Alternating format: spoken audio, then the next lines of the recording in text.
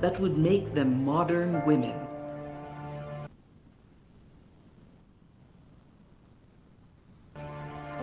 Paz Marquez Benitez was the first president of the Philippine Women's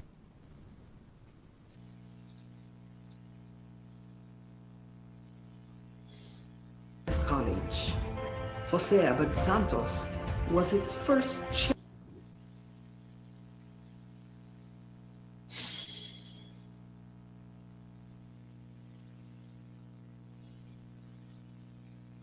chairman of the Board of Trustees.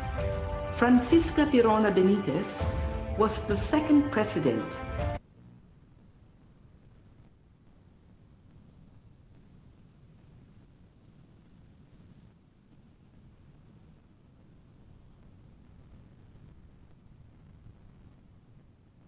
and with her husband Dean Conrado guided the school from a house on A. Flores Street to its iconic Taft Avenue campus. In 1932, the college became a university, making PWU the first university for women in Asia founded by Asians. It provided a space where innovations in education flourished and young people were encouraged to be the best that they could be.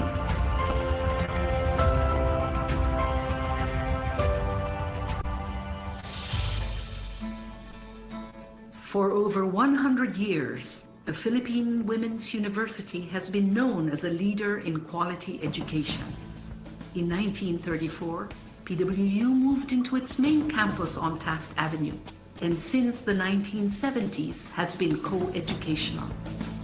Located in the heart of Metro Manila, it is easily accessible by public transport and surrounded by affordable housing. Today's PWU offers undergraduate and graduate courses in several fields of study. Its business and management programs are responsive to the needs of industry, using evolving technology for global competence. PWU graduates excel in arts and sciences, education, social work, and diplomacy. Its fine arts and music programs have produced outstanding graduates through a holistic education that treasures heritage as well as excellence. PWU has pioneered in fields such as food science, nutrition and dietetics, medical technology, pharmacy, and nursing.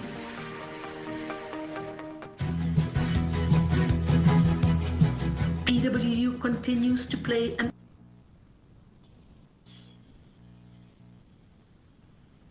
essential role in producing graduates who possess the skills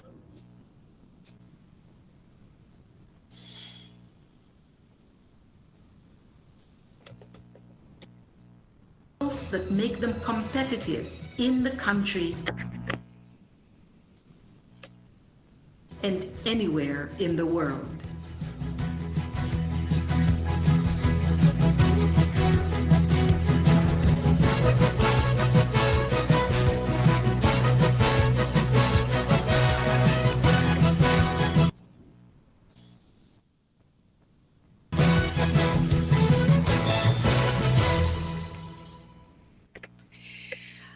All right, so good afternoon.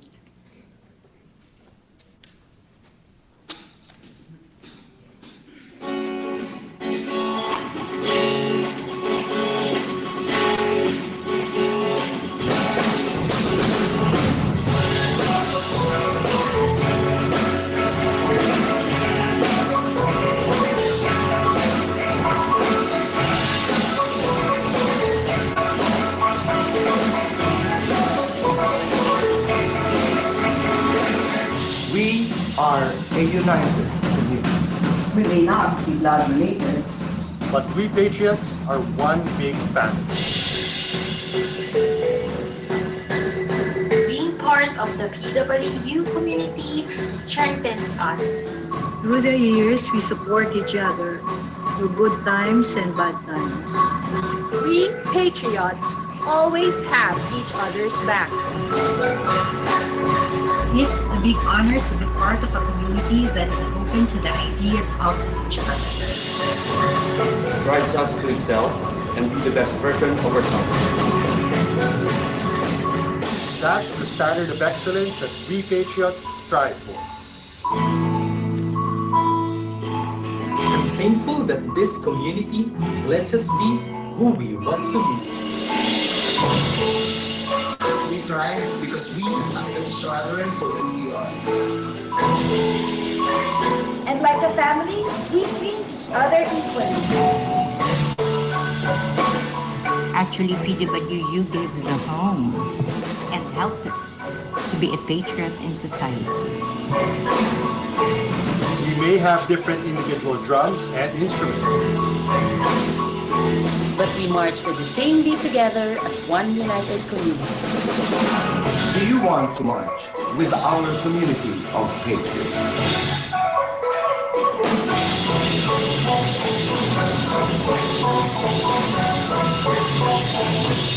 I am a patriot. I am a patriot.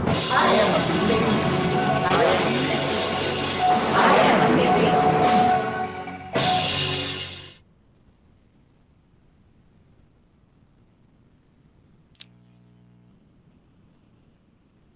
Okay, so thank you very much. Good afternoon, PWU students and PWU employees, and all participants in Google Meet Room and Google Live streams and FB Live.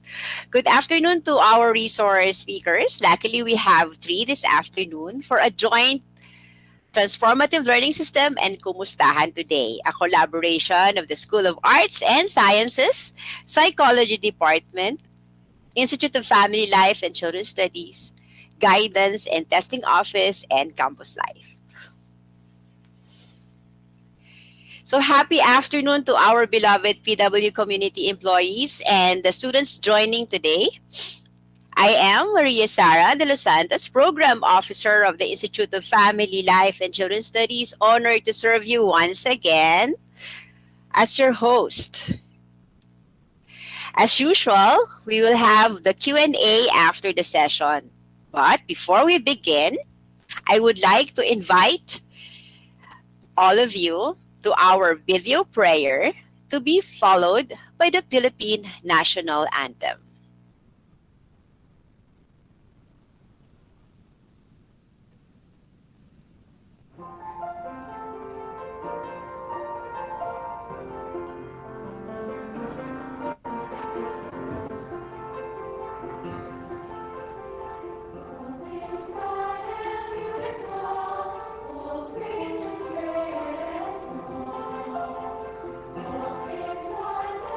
Wonderful, the Lord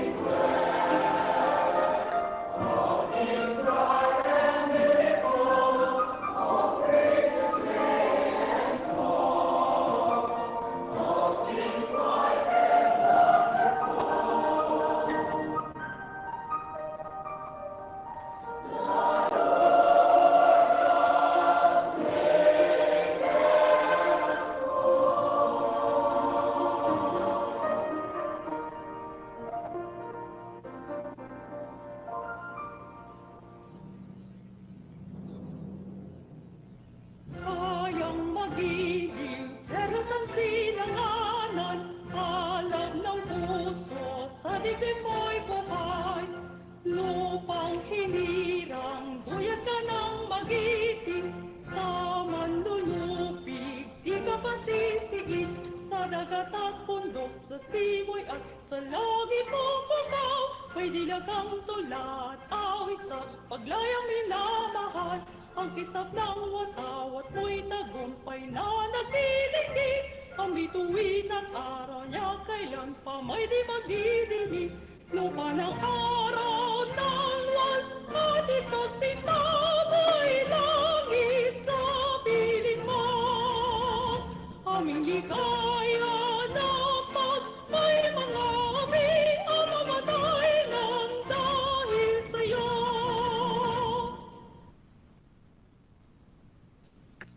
For our house rule for this afternoon, first, please identify your FB and Google label with your name and department. Please be sure to introduce yourself via chat box and write your name and course.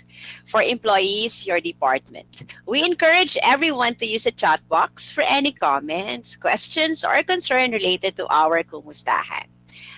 Second, sit in a quiet area where you are most comfortable and will not be distracted. Use earphones or headsets if necessary. Third, to ensure a conducive learning environment, participants will be muted during the lecture session, during the webinar. During our sharing, you may turn on your video and unmute the audio. Fourth, have your gadgets ready and on full charge. Fifth, also have paper and pencil ready to take note or to remind yourself of other concern you may wish to ask or clarify and comment on. The transformative learning system, what is this all about? As an educational institution, the Philippine Women's University makes it a point to develop its students through excellence in teaching, dynamic and responsive curriculum and program, imbued with the core values of personal integrity and spirituality, family solidarity, community participation. PWU designed, formulated the transformative learning system, a set of activities and multifaceted experience to provide students with knowledge and skills for a wider perspective and a better understanding of your beliefs, attitudes, and behavior. As to the mechanics, ayan. So while a memo on this has been issued, we would like to remind the students how the transformative learning system or TLS is to be implemented. Activities shall be classified as curricular, extracurricular activities that includes attending seminar, trainings, workshops, participating in projects and exhibits, volunteering in community programs, such as serving as facilitators, ushers, and members of events. Second, an evaluation, as always, shall be conducted by the TLS committee, and feedback from students shall be encouraged to improve the TLS. So later on, we will be posting the code for this TLS. To welcome our participants, dear students and PWU employees, let's listen to Dr. Susie Moya Benitez, our Associate Vice President, Campus Life, Philippine Women's University.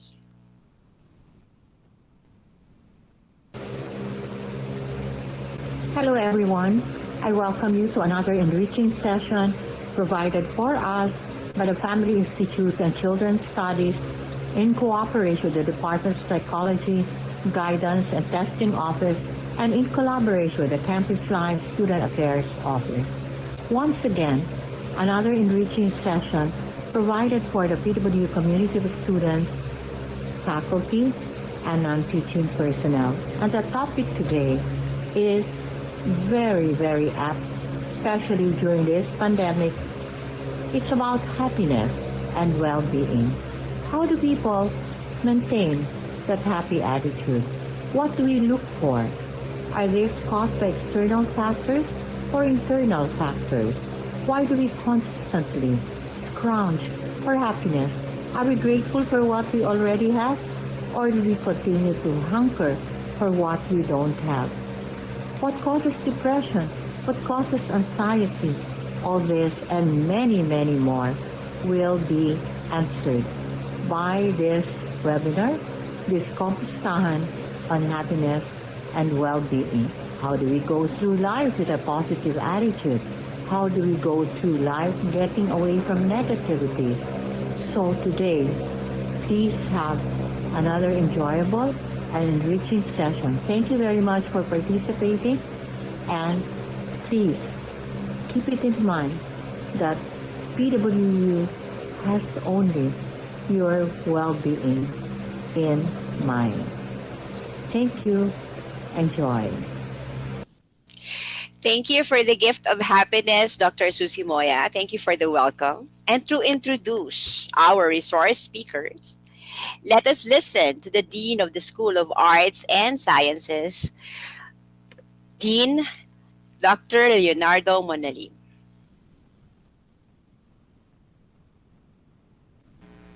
Our first resource speaker is a household name as Director for the Philippine Women's University Institute of Family Life and Children's Studies.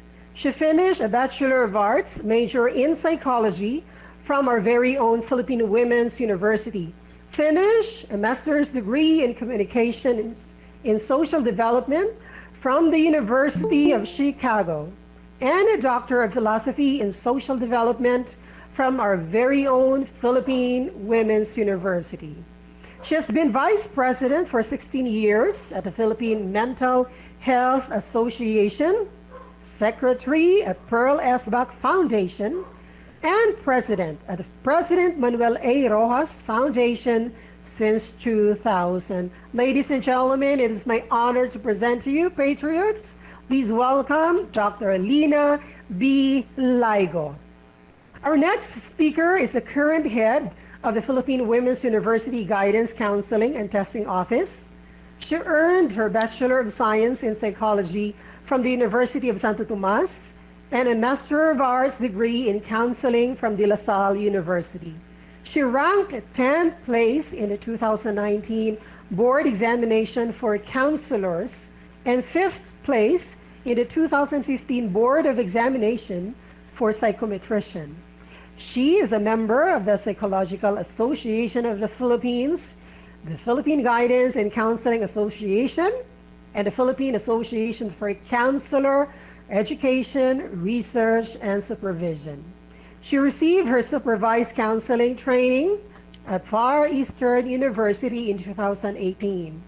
She served as a guidance counselor for San Andres School of Masinloc, Zambales, Operations Brotherhood Montessori, and APIC schools, all for more than a decade experience. She has extensive experience in program development, the creation of guidance modules, counseling services, and career development programs, among others. Ladies and gentlemen, help me welcome Ms. Cristina Gracia D. Meron. Okay. So let me also introduce our third speaker. She took up at PWU AB Psychology 1979 and MA Psychology 1983 at the University of Santo Tomas. PhD Psychology in 2010, a professor, a maestra for the past 3 decades, and also doing consultancy and pharmaceutical. Our third speaker is no other than Dr. Melissa Necitas Algazarin, Program Chair of Psychology Department. Okay, so this afternoon, ayan, so we have 3 speakers, and this will be, Doc Lina will be the first one to share with us what happiness and well-being is all about. So Doc Lina? Hi, Doc Lina. So good afternoon, everyone. So I think Doc Lina is having an internet connection concern. Ayan. So Doc Lina, are you there? Let me see. So, kamusta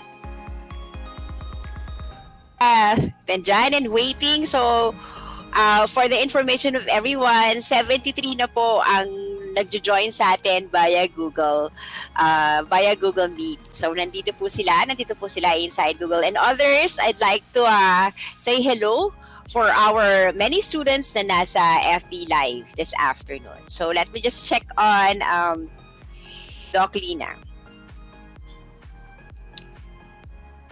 Ayan, since Doc Lina was dropped, can we have first our second speaker, Miss Meron?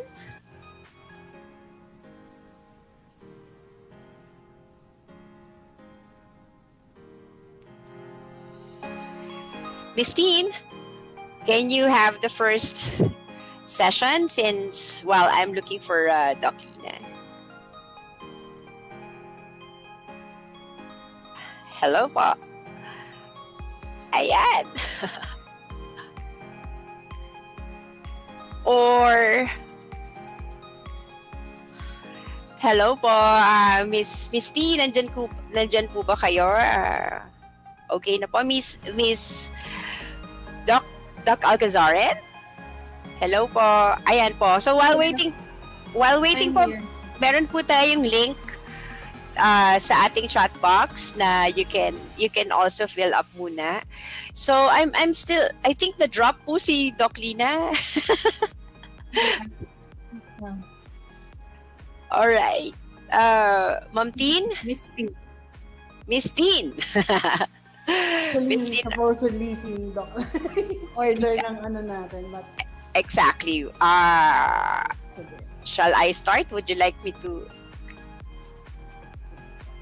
Or you na po? Yes na.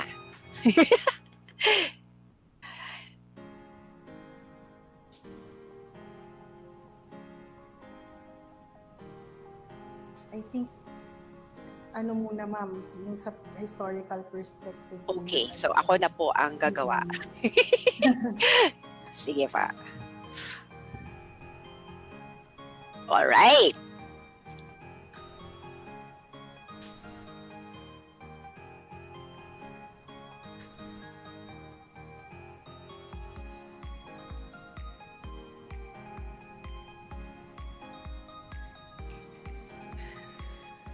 Okay, so give me a minute po.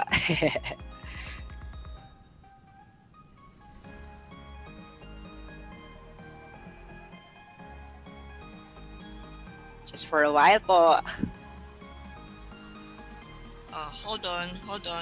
Okay, so Doc Lina is there na. Yay! Yay, finally. Yay, finally. Okay. I'm Sige just po. going to come out to just get my slides, okay? Okay. So while Doc Lina is preparing her slides, so tuloy-tuloy po tayo on being happy this afternoon. So again po, meron po kaming nilagay na link sa chat box while waiting for her that you can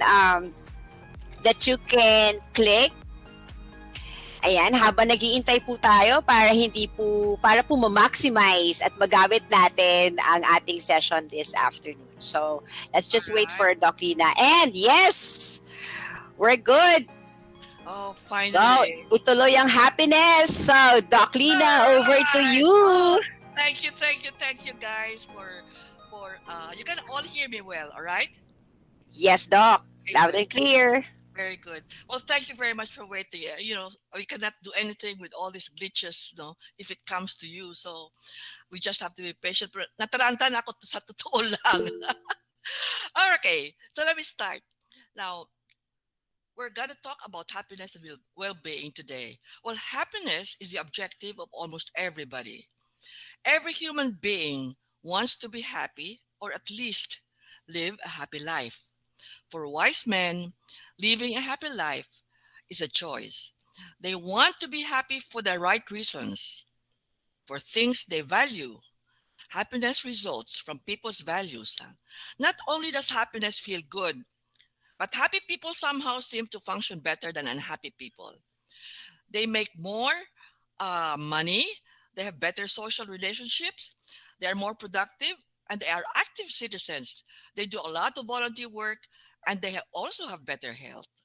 So happiness has actually different meanings to different people. And there is no one formula for happiness. Some people think that being happy is dependent on how much money they make, or having a successful job or career, or having lots of achievements. But all this, as we later discover, bring only temporary happiness. Happiness is subjective to a person and it is dependent on a lot of factors. But also essentially, happiness is an attitude. So this afternoon, together with our chair in psychology, Dr. Akasaran, and our registered guidance counselor, Ms. Tin Meron, we shall take you on a journey to a better understanding of why people are happy or unhappy, and why we continue to seek our happiness and trying to be happy in this life. Today, this is what we're gonna do. We'll walk you through a historical perspective because we learned that happiness has been a constant discourse since centuries ago. And it is interesting to learn the ideas of philosophers during that time about happiness and appreciate the ideas about living a happy life. And we can see later on, we can connect their ideas to the ideas of the more current psychologists and therapists today. The second portion is learning about the science of happiness and the theory of Dr. Seligman. And Ms. Tin Meron is going to discuss this. And lastly, we learn about the benefits of being happy. And this will be discussed by Dr. Alcasaran. All right, so let's start with the historical perspective. Our research on the history of pioneers of happiness indicates that as early as the 4th century, happiness was already a popular field of interest by Greek and Chinese philosophers and also in other parts of the globe. The earliest philosopher mentioned was the Greek philosopher Socrates, who lived in 460 BC or before Christ. Socrates maintained that all human beings naturally desire happiness, that happiness does not depend on external things, but rather on how those things are used, that happiness is obtainable and teachable through human efforts. So, in a sense, Socrates was the first one to associate happiness with one's values. And then there was Aristotle, who came next. He was a disciple of Socrates. He enshrined happiness as a central purpose of human life and as a goal in life itself. Aristotle followed the same line of thinking that one can attain happiness only by cultivating the highest virtues. In a sense, he is saying that happiness is totally dependent on ourselves.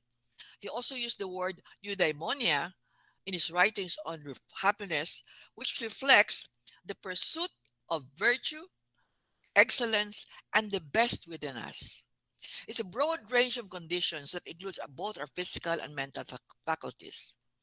His meaning is closely associated with Dr. Seligman's concept of flourishing, which Tin will discuss later on, a little bit more on that.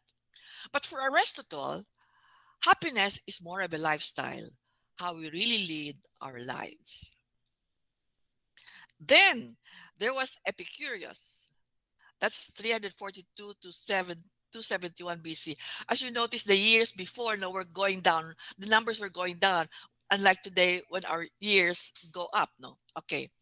So a few hundred years after Aristotle, he agreed also that Aristotle that happiness is a goal, but it is linked with pleasure, and he saw virtues as steps to happiness, but not an end of it in themselves. Epicurus believed that the purpose of philosophy was to help people attain eudaimonia, a tranquil life characterized by peace, freedom from fear, and absence of pain. He considered the greatest destroyer of pleasure to be anxiety, which is anticipated pain. Sa totoo lang, no? Anxiety is anticipated always, and it's future-based. He further qualified that what he meant by pleasure is the absence of pain, which is freedom from all worry and more often is often translated as inner tranquility. Like he was sounding like a Zen master when he writes. He said, "Death is meaningless to the living because they are living, and meaningless to the dead because they are dead." Talagang pilosopo, no? Okay. On the other side of the world, we have Chinese philosopher Shang Hui, born in the late 4th century or more to the 3rd century. Shang Hui valued one's sense of humor, and his concepts ran along the same lines as flow, as described by positive psychology in the 80s and the 90s. He contends that laughter releases us from the rationality which dominates our lives and frees us to go along with things. Shangwi believes that the Tao, meaning the natural order of the universe, is a mysterious power that fills the cosmos and is reflected by the workings of nature. And by being in tune with this, by following or being part of the natural order of the universe or the Tao, man can avoid suffering, conflict, struggle, and pain. So if you're a follower of the Tao, you're one of those who strive to be in harmony with the universe and its natural orders. Siguro these are we can refer to the people, to the environmentalists as people who are in harmony with the universe and they want to preserve it. Shangwi also believes that in going with the flow, man can attain happiness. So you can see that mga ideas nila actually corresponds to the ideas that our psychologists in the from the 80s and the 90s are actually just rediscovering. Nice, no? Okay. And then there was also mentions another Chinese philosopher. He could be called the pioneer of positive psychology, laying very strong emphasis on human nature and the role of the mind in search for happiness. Mencius suggests that people should nourish sprouts of virtues, quote unquote, no, such as sympathy and compassion, and expand these feelings to a broader context of social relationships so that we can develop a growing sense of joy and satisfaction. He also suggests that we have to nourish our chi, that's spelled as QI, no? Our chi, that vital force of energy in us through steady accumulation of doing moral or righteous actions. He said that the more we do this, the more motivated we are, and the more joy we find and grow as a person. And then there's John Locke, an English philosopher in the 17th century. Ito na yung sa after death na ito. Anno Domini rather. No? His political writings helped pave the way for the French and American revolutions. He coined the phrase pursuit of happiness in his book on essay concerning a human understanding.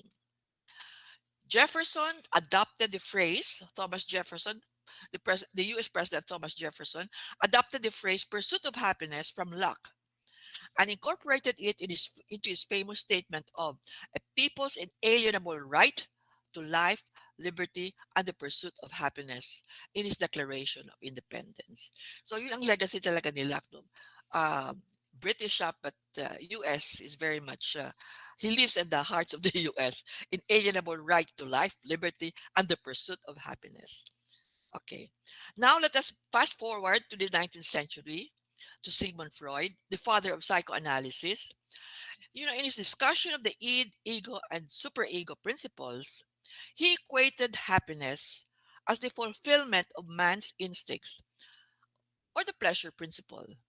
He means that man is happy if he follows his instincts or the id. That man was born with, no, yung id. All of us have id. Yung ego, you have the super ego or conscious, the id, meaning the self or the ego. And then we have the libido, yung subconscious natin, which is the id. He said that we were born with, no. He said that happiness refers to avoiding pain and pursuing pleasure. He follows the hedonic definition of the ancient philosophers. Kasi avoiding pain and pursuing pleasure, that's a hedonistic principle. And much later, in the 70s, the psychologist Dr. Ed Diner, after doing many studies on happiness, claimed that happiness is subjective. And because of his works, he was nicknamed actually Dr. Happiness. According to him, people are happy if they think they are, and each person is the best judge of whether they are, in fact, happy or not. So, actually, let me ask you, how many of you are actually happy this afternoon? You don't have to be euphoric, but certainly you can say that you're, um, yeah, Irish. You raised your hand. Would you like to say something about that? Yeah, unmute yourself. Yeah, Irish. Are you Good happy? afternoon, Miss Lina. Yes, I'm happy today because we are ending the term. Well, that's a reason. But remember, that's gonna be temporary, as our philosophers have said. Okay, because happiness is a state of mind. Okay, so that's a diner for you. It's subjective, all right? It's subjective. But in the 1990s, studies on happiness became more popular, and psychologists were looking more deeply at human strengths and potentials and the effects of positive emotions instead of diseases, of neuroses, mental illness, and other pathologies. Now, this generation of psychologists, which included Dr. Seligman, Dr. Diner, and Dr. Mihai, were involved in studying the effects of positive emotions and the ways in which they affect health, performance, and overall life satisfaction. Their studies have shown that happiness can be taught and also learned. And this was propounded earlier by Aristotle. He said that happiness can be learned. Okay? Then you move on to the new era in psychology when happiness becomes a science, easier to understand, and it's made more sustainable. Dr. Martin Seligman introduced positive psychology in 1998 when he was president of the American Psychologists Association. Now, for many years, Seligman had actually been researching helplessness in animals and depression in human beings. According to him, we have discovered that there are human strengths that act as buffers against mental illness, such as courage, optimism, interpersonal skills, faith, hope. And we have shown that learning optimism prevents depression and anxiety in children and adults. Now, the theory of positive psychology aims to understand and nurture factors that put individuals and societies in a position where they can flourish. Positive psychology has shifted the focus from the individual's weaknesses and what's wrong with him to one's strengths and capabilities. In brief, what Dr. Seligman is saying is focus on what works. And this is my last slide, no, about the UN. Um, Keeping pace with the global behavior, the United Nations finally approved a resolution in 2011 urging countries to include happiness index as an indicator of the measurement in their country's social and economic development. There is one landlocked country in the eastern Himalayas between China and India known as the Kingdom of Bhutan. I think some of you have heard, about Bhutan. His king mandated the inclusion of the happiness index as an important parameter in measuring his country's development. He was very concerned about the happiness of his people. And he said, if my people are happy, then that means that my country is growing. Okay. Now, their experience was so successful and so many countries started following his example that finally in the UN in 2011 the assembly adopted happiness as an indicator of a country's growth. So all the state parties could adopt this happiness index as a growth. Now, the resolution encouraged the state parties to include this as an index for measurement for economic and social development. This is not yet part, actually, officially, of our Human Development Index in this country, in the Philippines. But we do participate in the global surveys done by Gallup polls. And here in our country, it's done by SWS, the group of Mahar Mangahas. So actually, that's the end of my presentation when I walked you through the the historical perspective of happiness from the philosophers to today's current situation. And I think we can now move on to Tin, who's going to discuss the science of happiness. Tin, thank you guys. Thank you so much, Doc. Thank you, Doc Lina. Doc Lina, please stop share. Thank you. Yep, Thank you, I Doc did. Lina. Be happy. Smile, smile. Yes, right. All right, Tin. Thank you, Doc. Let me just share my screen. Can you see my screen now? Yes, yes. Okay, so hold on. All right. So again, good afternoon, everyone. So we just heard Doc Liga's presentation earlier no, about the philosophical and historical perspective on the study of happiness and well-being. And she mentioned Dr. Martin Seligman, positive psychology earlier, and that's gonna be my topic. So I'm going to be discussing with you the PERMA model, and my title is How to Live a Flourishing Life. I think you also heard that word earlier sa presentation ni Dr. Laigo, na yung flourishing. So before I actually begin discussing the PERMA model, of course, let me explain to you the concept of flourishing kasi you will also hear this from me as I go through my presentation. So there are multi-dimensional ways of explaining well-being and mental health, and one of these is through Corey-Key's complete state model of mental health or the dual continuum model. So, if as you can see, merong apat na quadrants, and yung isa dito is flourishing or the absence of mental illness with presence of complete or high mental health. However, this is not just about feeling good daw. It's also about doing and living well. So therefore, flourishing is different from just the mere absence of mental illness or psychopathology. If you are flourishing, you are experiencing positive emotions, you have enthusiasm for life, and you're productive. You can actively contribute to your community. And when you are flourishing, you are in a state of optimal mental health and you're living within the range of optimal range of human functioning, like in terms of goodness, like happiness, contentment, growth or your use of personal and social resources, and also resilience, yung survival and your ability to endure hardship, and your generativity, especially for those who are older, no, you're making life better for future generation. The other quadrant naman is languishing, as you can see. So languishers daw are free from mental illness or there's absence of mental illness, but they exhibit low levels of emotional well-being and positive functioning.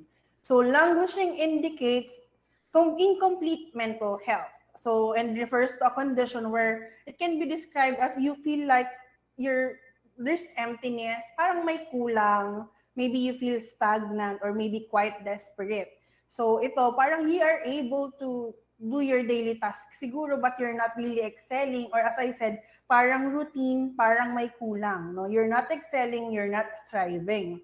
And then next naman daw is floundering. So there is presence of mental illness. So complete mental illness with low levels of emotional well-being and functioning. So these are people with persistent and severe functional impairment and would need continuous professional help or intervention such as maybe medication or psychotherapy. And then lastly, we have the strugglers or struggling. So these people, although they may exhibit, they may have been diagnosed or they're diagnosed with mental illness, they still exhibit high levels of emotional well-being and positive functioning. It's like, say for example, iba, di ba, kahit may depression sila, they're really high functioning, or there are artists that they're diagnosed with mood disorders, affective disorders like bipolar, pero they're really very creative, so nakakapag-contribute sila sa field ng arts, for example. So yun daw yung strugglers. So with that being said, obviously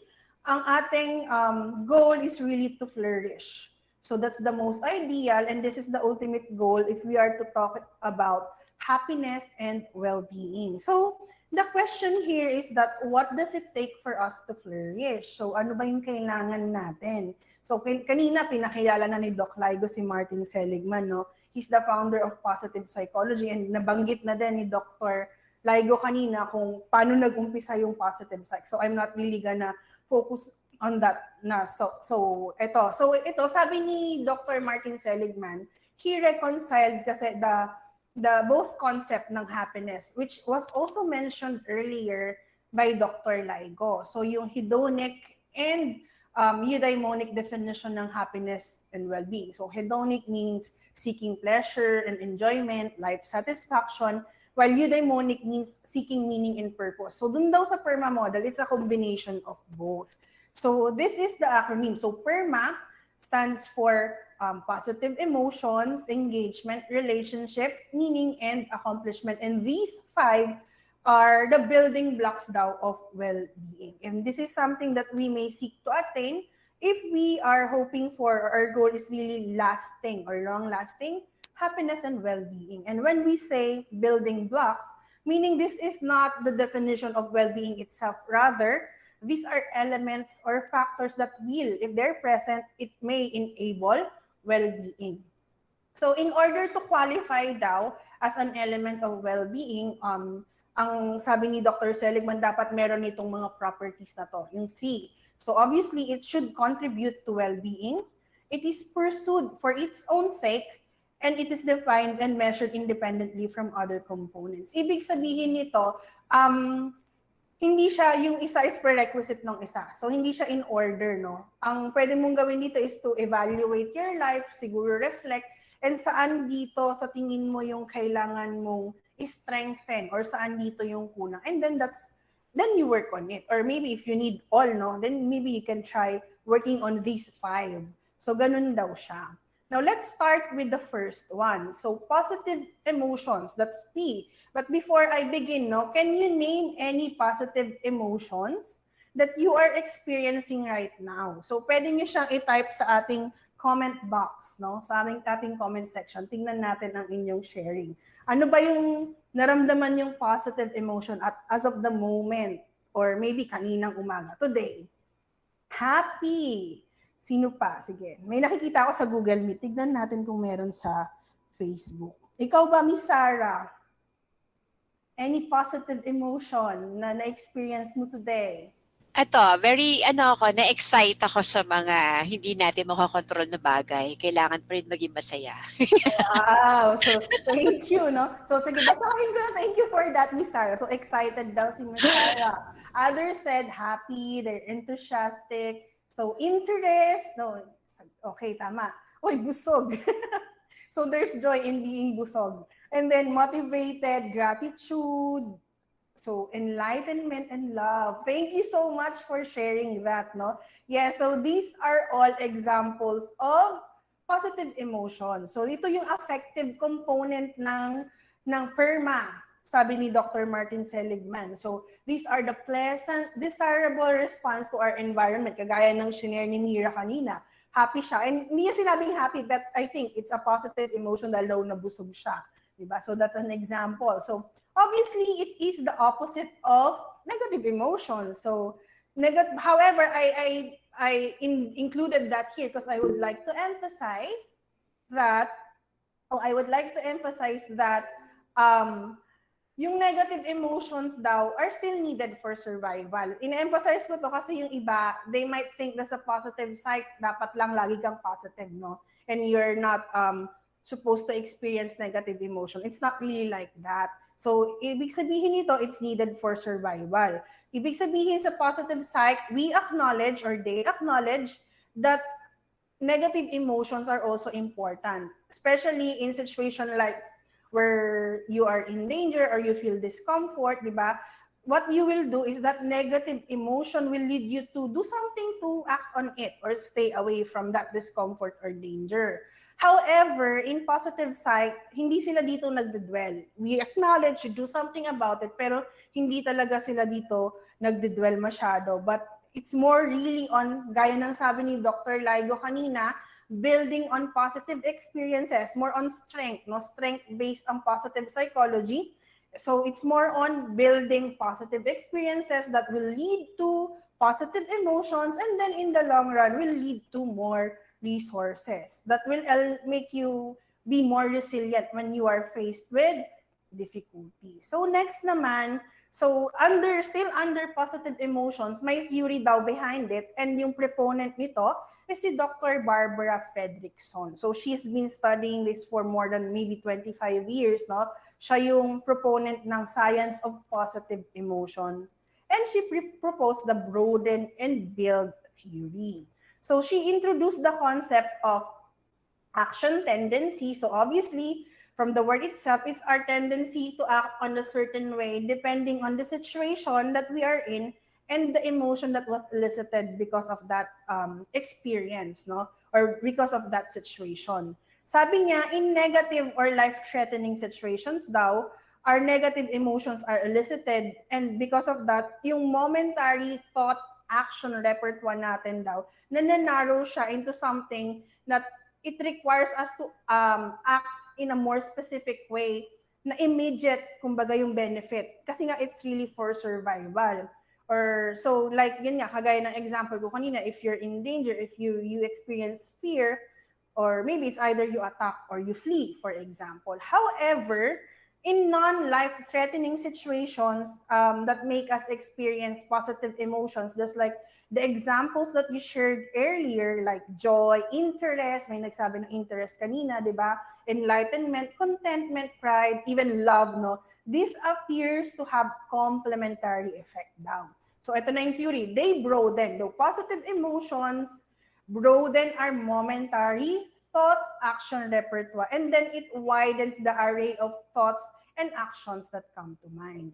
So positive emotion does not demand specific action tendency. So kapag positive emotions daw, ang nangyayari dito is may free activation. It allows us, it leaves us free to engage in a diverse range of possible behavior. So inaalaw nila tayo because of positive emotions, parang it allows us to experiment, to pursue whatever opportunity presents themselves. So in summary, positive emotion enables us to broaden and build the strengths and the resources we need in facing the challenges of life and coping better with stress. So kaya nga, kasi nga through this lens, positive emotions, as I mentioned kanina, it leaves us to be creative, curious, playful, experimental. And from this behavior, kaya ako nabanggit yung resources kanina, from this behavior flows opportunities for us to gain new physical, intellectual, or social resources. So for example, halimbawa yung play, no? Lahat naman tayo dumaan sa pagiging bata. Sino bang hindi nag-enjoy na maglaro kahit by ourselves lang or with other kids, di ba? So yung play daw, yung experience nun, or maybe na-observe natin sa mga, kung meron tayong audience dito na may mga kids or may mga kapatid. So seeing a toy or seeing others play, di ba? It kind of sparks interest, it kind of sparks joy and excitement. And it would make us want to engage in playing even more. So play consequently daw, hindi natin alam, nag-enjoy lang naman tayo, not knowing na may long-term effect yung play na maganda. Like na-develop yung critical skills and competencies natin, such as yung social affective skills, physical then like strength and agility, or even our cognitive skills daw, na magagamit natin in the long run, no? Parang, yun nga, mas nagiging rich yung ating resources because of playing, na nag-start sa positive emotion ng excitement, interest, in engaging in that activity. Another example maybe would be your hobby. So try to reflect, no? How did it start? Kung meron man kayong mga hobbies that you're engaging in or you're enjoying, no? How did it start? And sa tingin nyo, how does it help you cope now? So di ba, it may again have started out of interest and curiosity. It probably made you feel so excited. It made you feel happy. And then you engage in it more, or maybe you try out new hobbies pa, and who knows, baka madami pang skills na na-develop while engaging in these hobbies that you have, no?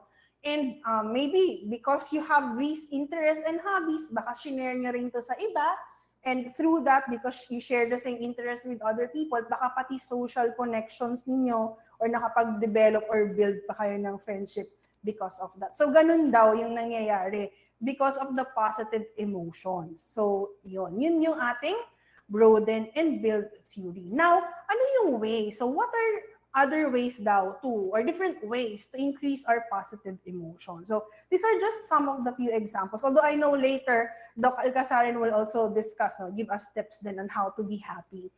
So here, you might want to try gratitude practices or journal. Yung pinaka-popular, I think, is yung 3 good things, no? You just write down 3 good things that happened to your day, or maybe practice mindfulness, loving kindness meditation. Maraming videos niyan na nakikita ko sa YouTube, like pakikinggan mo siya and it's really, yung message is really about self-compassion, being kind to yourself, self-love, ganon. And then reframing negative events, so you need to also try to be more mindful of how you think, no? Yung automatic thoughts mo. So you need to catch and check yourself, baka you're falling into thinking traps na, like in a single situation, you're looking at the worst case scenario na, or maybe maraming maganda naman talaga nangyari sa'yo, or may maganda kang nagawa, but you're discounting it and you're just focusing on the negative things, minamagnify mo yung mistakes mo, so, or what went wrong. So baka you might want to be more aware of that, no? Yung mga thinking traps na yan, try to catch it and kind of reframe it or change it, or change your self-talk siguro. So you might want to change it into a more positive self-talk, maybe something na more rational and functional. And then we also have random act of kindness and humor. Ako, lagi yan, yung sa humor, I love watching videos, yung mga funny videos sa YouTube or sa Facebook, yung mga nagpapatawa sa akin. It really makes me feel light and it has really that good effect on me. Now, next naman is engagement. So here, being engaged means being absorbed, interested, and immersed in an activity. So this is also yung kind of engagement na to sa isang activity is also called flow daw. And this is the term coined by the Hungarian and American psychologist Mihai Csikszentmihalyi. So he was noted for his work in the study of happiness and creativity. And yung researches niya really revolve so much around yung itong flow. So ayan, ito yung how he described, no? Flow daw kasi is defined as feeling energized, feeling of energized, focus, full involvement, and enjoyment of an activity. And yung description niya nito is being completely involved in an activity for its own sake, the ego falls away, time flies, every action, movement, and thought follows inevitably from the previous one, like playing jazz. So your whole being is involved and you're using your skills to the utmost. So it is a state of mind where ang isang, I think, description dito or tinatawag din nilang being in the zone.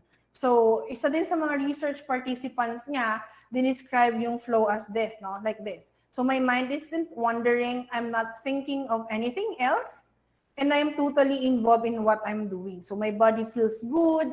I don't seem to hear anything and the world seems to be cut off from me. I am less aware of myself and my problems. So my question here is, have you ever experienced engaging in an activity like this? And if yes, ano-anong mga activities yan? Siguro, I would like to see your responses then in the comment box or comment section.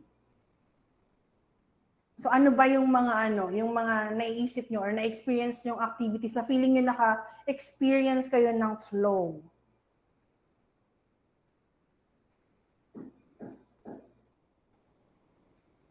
Meron ba? Miss Sarah, ikaw.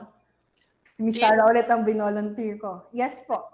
I was just wondering, baka you may want to talk some more about flow as yung Yes. para mas makuha mag-gets nila ba ang Okay. audience natin. Yung flow po, as I said kanina, yung parang mamaya explain ko sana kung ano yun. But yeah, ayan. You get very your attention is totally on the sa work, on the task at hand. Yes. You forget about time, no? So yung parang you dance, you're fully into it. Na wala na. Kung minsan somebody will have to call your attention, hey, are you still there? Because you're so Yeah. absorbed. You're so Yeah. absorbed in your task. Yes. Um, Ayan, Doc, may mga nagsasagot, jogging daw, photography, hiking. Ayan, nakita niyo sa picture, no? Yeah, that's true. Hiking, swimming, and reading books, yeah, baking, ang dami. So maraming yeah, good, examples good, sila. good, good, good. Meron ding, ano pa yung iba? Yung iba sabi, walking, illustrating, strolling. Later, I explain the differences, no? What makes a flow activity different from other kinds of activities. So Yeah, ayan.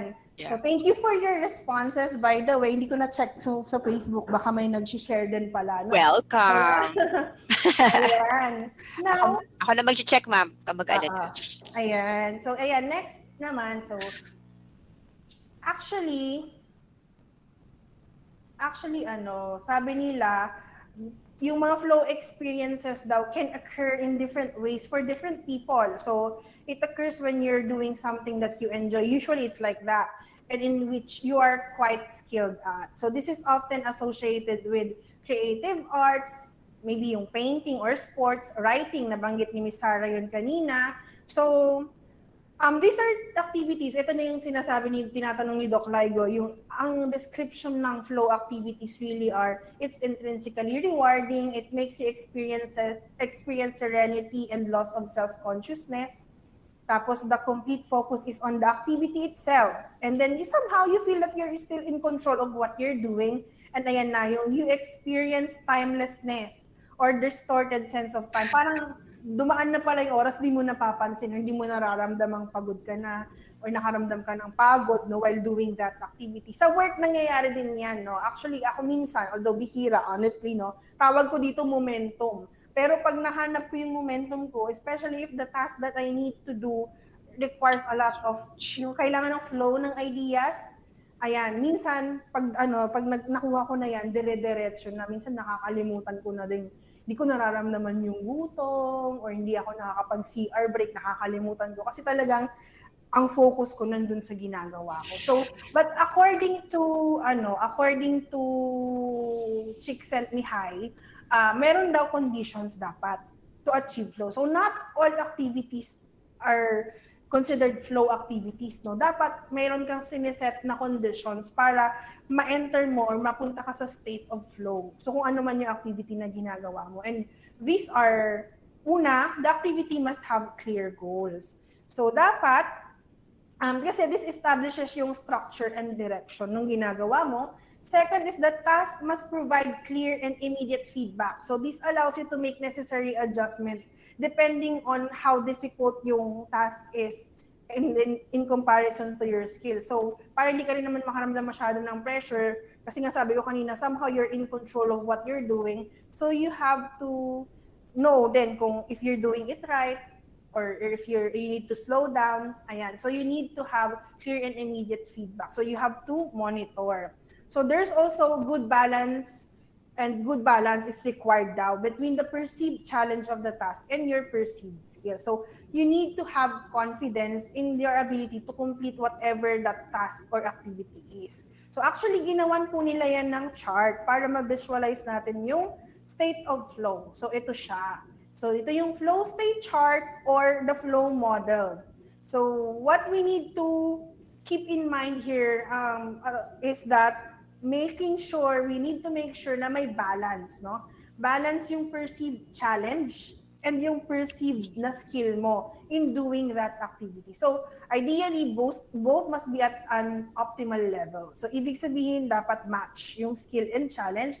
Kasi if the tasks are perceived to be very challenging compared to your perceived na parang ability level dun sa, or skill mo, dun sa activity or sa task, it might make you feel anxious. However, if the task naman is too easy for you and then you're highly skilled at it, you might feel bored.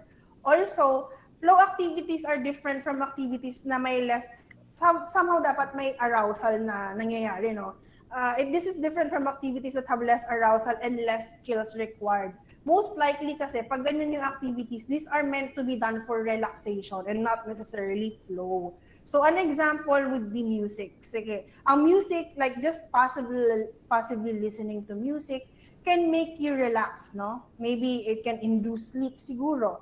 Whereas, yung flow daw, ito yung flow activity is different naman kapag, yung activity is flow naman kapag halimbawa making music. Like you're singing, you're composing, you're playing an instrument. So again, magkaiba yung activity na for relaxation purposes and activity that can help you enter the state of flow or experience the state of flow.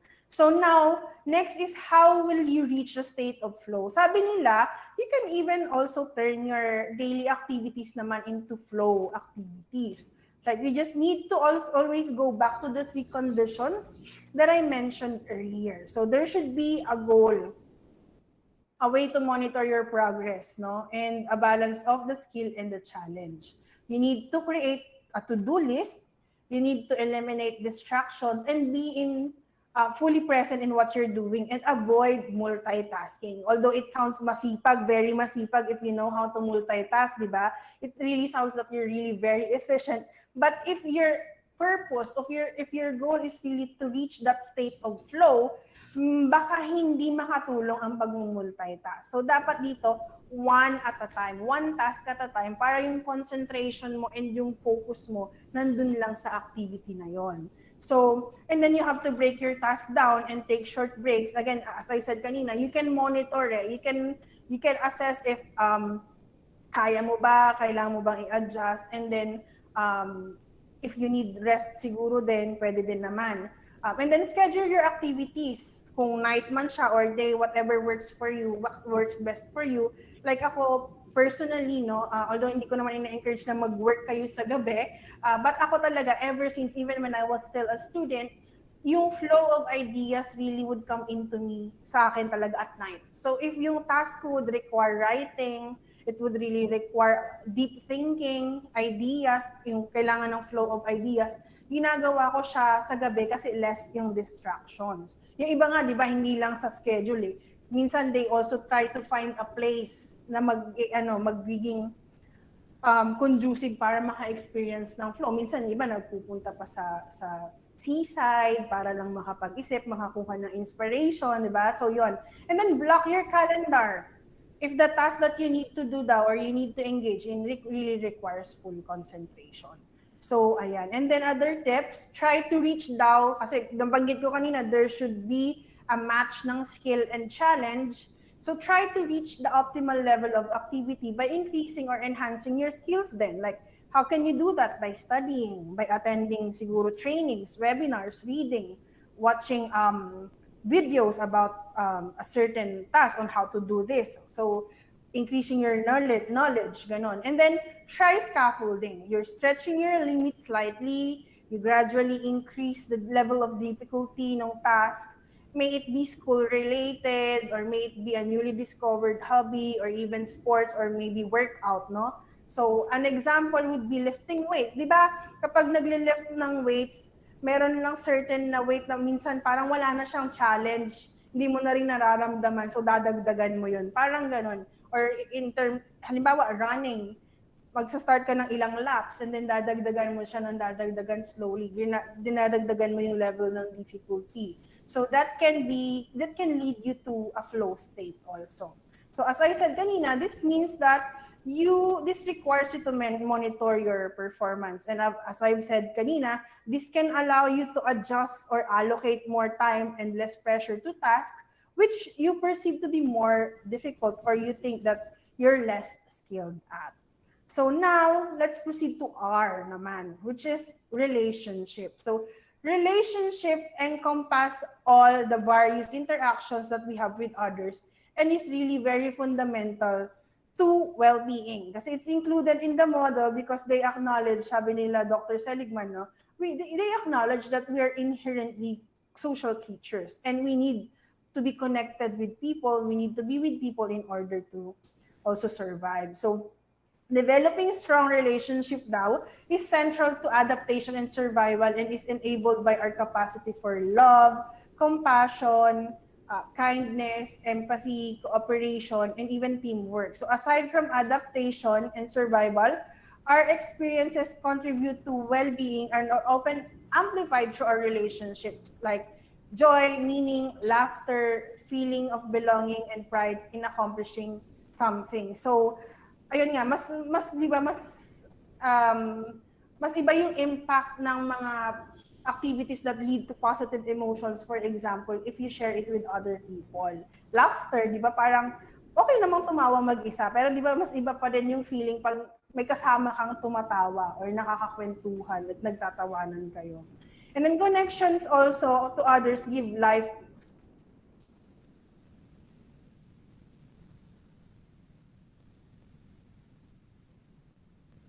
to the downs of life, and it's a reliable way to fill up. According to research daw, kindness, acts of kindness for others also produce an increase in well-being. So hindi lang about receiving kind gestures from others, no, but also yung kung tayo din yung nagbibigay.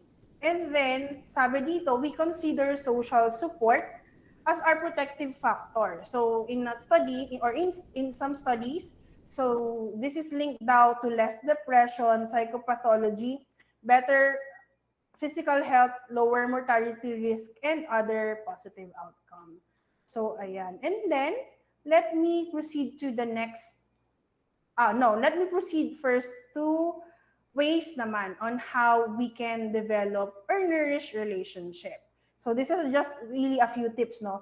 One is to take an interest, so make an effort to find out more about the people that you're surrounded with, like maybe your colleagues or classmates. Baka naman may mga classmates kayo or ka-work na hindi niyo pa masyadong nakikilala or hindi niyo pa nakakakwentuhan. So, showing this kind of interest in the lives of others kasi helps build rapport and also helps develop friendship. Or you can also keep connections active. So don't let a busy schedule get in the way of maintaining friendships.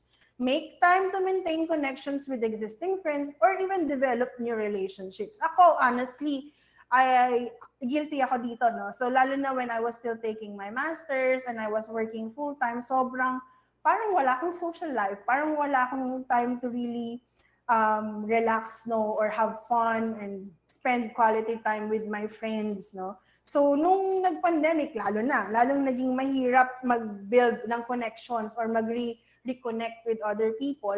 So during that time, I took yung Coursera, yung Science of Wellbeing, and one of the homework kasi doon is pupili ka ng mga activities, and yung pinili ko is yung try to reconnect with others. Although dahil pandemic nga, what I did was to choose among my friends list. No? Sino na ba dito yung tagal ko nang di nakakamusta? Kamustahin ko nga. So I tried that to, I think, 5 people. Actually, hindi naman lahat nag-respond, pero meron dong, I think, 3 nag-respond. And ang ganda daw ng timing ko kasi saktong-sakto that one friend of mine needed someone to talk to kasi she's a new mom. Parang nandun siya sa adjustment, gusto niya nang may makakwentuhan, may makashare ng experience niya outside family, no? Outside naman sa family members. So it really helped her. So it really made that big difference, no? I tried to also reconnect. And from then, continuous na ulit yung communication namin. And then also commit to meeting new people. So gaya ng sinabi ko nina, yung mga hobbies, yung mga interest, maybe you try to join a class, or spend time with people who share the same interest as yours. And then next naman is meaning. So for us to feel, so this is pang ilan na tong fourth, no? Ang ating fourth building block. For us to feel that life has meaning, we need to feel that our actions are valuable and worthwhile, and that we belong to and are working towards something which is greater than ourselves. So an example could be being part of a religious group, societal institution, work organizations, maybe advocating for a cause, maybe community involvement, volunteer work. So ang dami yung pwedeng itry, no? Para mas mahanap niyo yung meaning and purpose nyo. Merong isang journalist, and I think ito sa TED Talk to galing, no? And she's Emily Esfahani Smith. She's an author, speaker, as I said kanina, she's a journalist who studied positive psychology to understand more about what truly makes people happy. So after several years of studying Sabi niya, she studied positive psychology, neuroscience, she interviewed people, different people.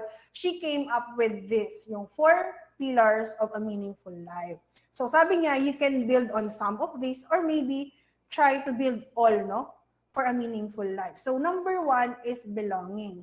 And this, as she described it dun sa TED Talk mismo, this comes from being in a relationship where you are valued for who you are and intrinsically where you value others as well. So she cautioned that this does not mean being valued for what you strongly believe in and that's just it, or what you hate, no?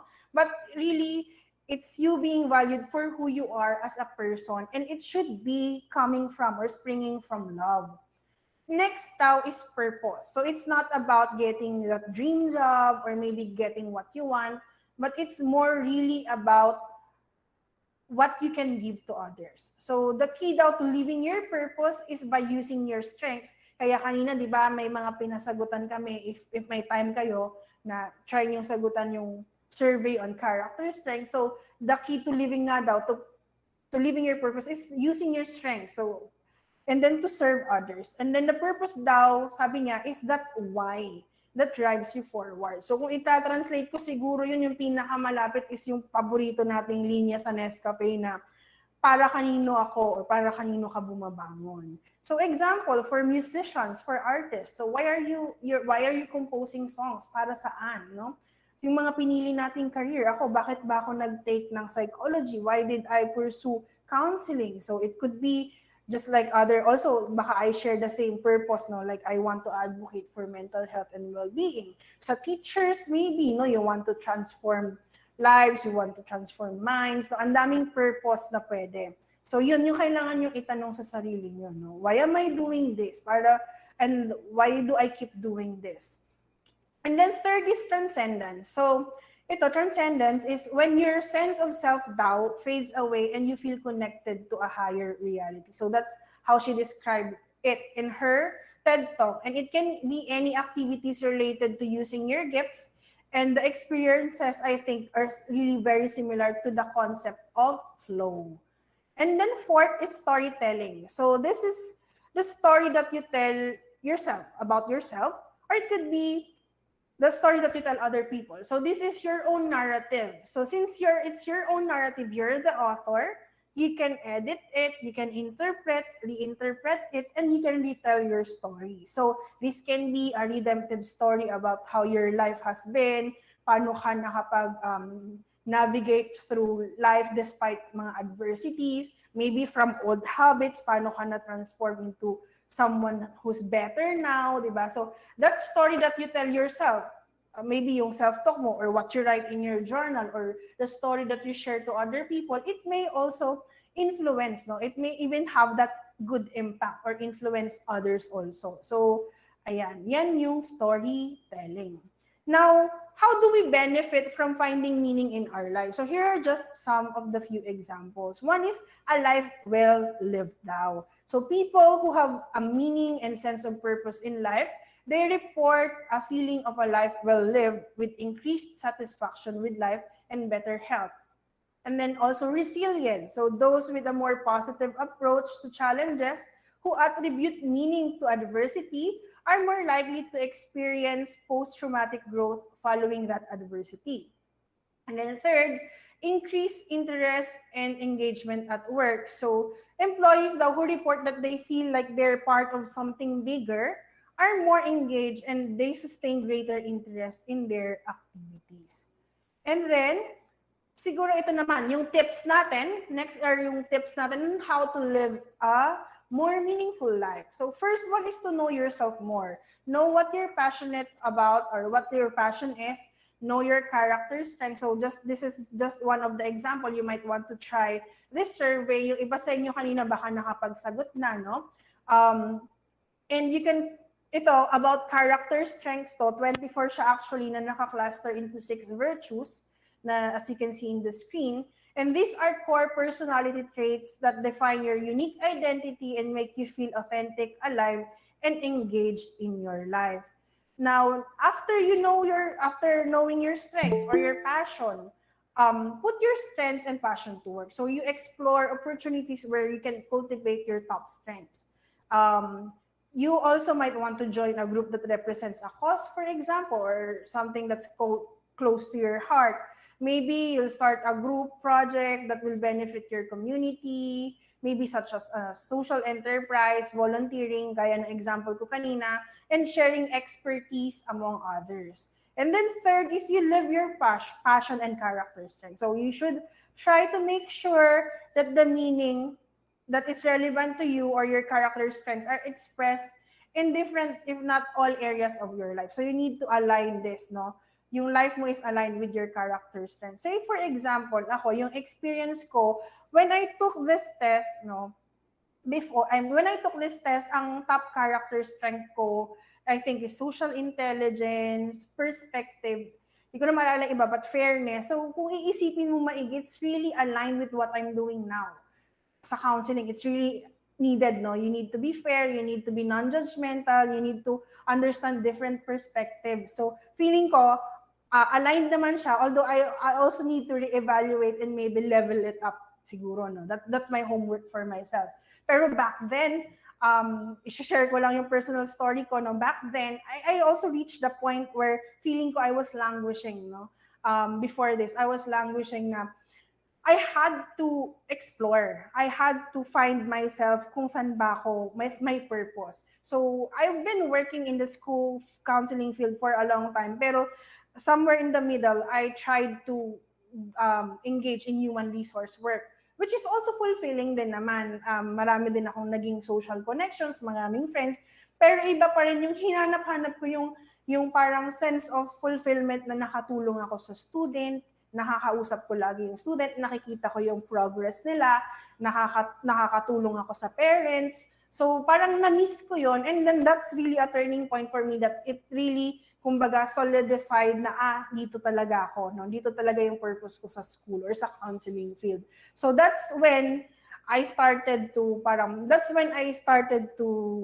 pursue. No? Doon ako mas sure na magma-masters ako, magte-take ako ng board exam for psychometrician, and then eventually nag-board exam ako for counselor. So ayan, so ganun siya. Ako talaga, hinanap ko yung purpose ko, kung saan mas may meaning yung life ko, and naka-align siya sa career ko. But gaya ng sabi dito, maybe you might want to also try to align it with other areas of your life, like yung mga people that you surround yourself with. Yan, baka you might want to try to align it with your character strengths, your passion, or even your values. So ayan. And then next, no, so that's for meaning, and then next is accomplishment, and we're on our last building block already. So result of accomplishment is the result of working toward and reaching goals, mastering an endeavor, and having self-motivation to finish what you set out to do. So this contributes to well-being because individuals can look at their lives with a sense of pride. And accomplishment daw includes concept of perseverance and passion to attain goals, which is also known as grit.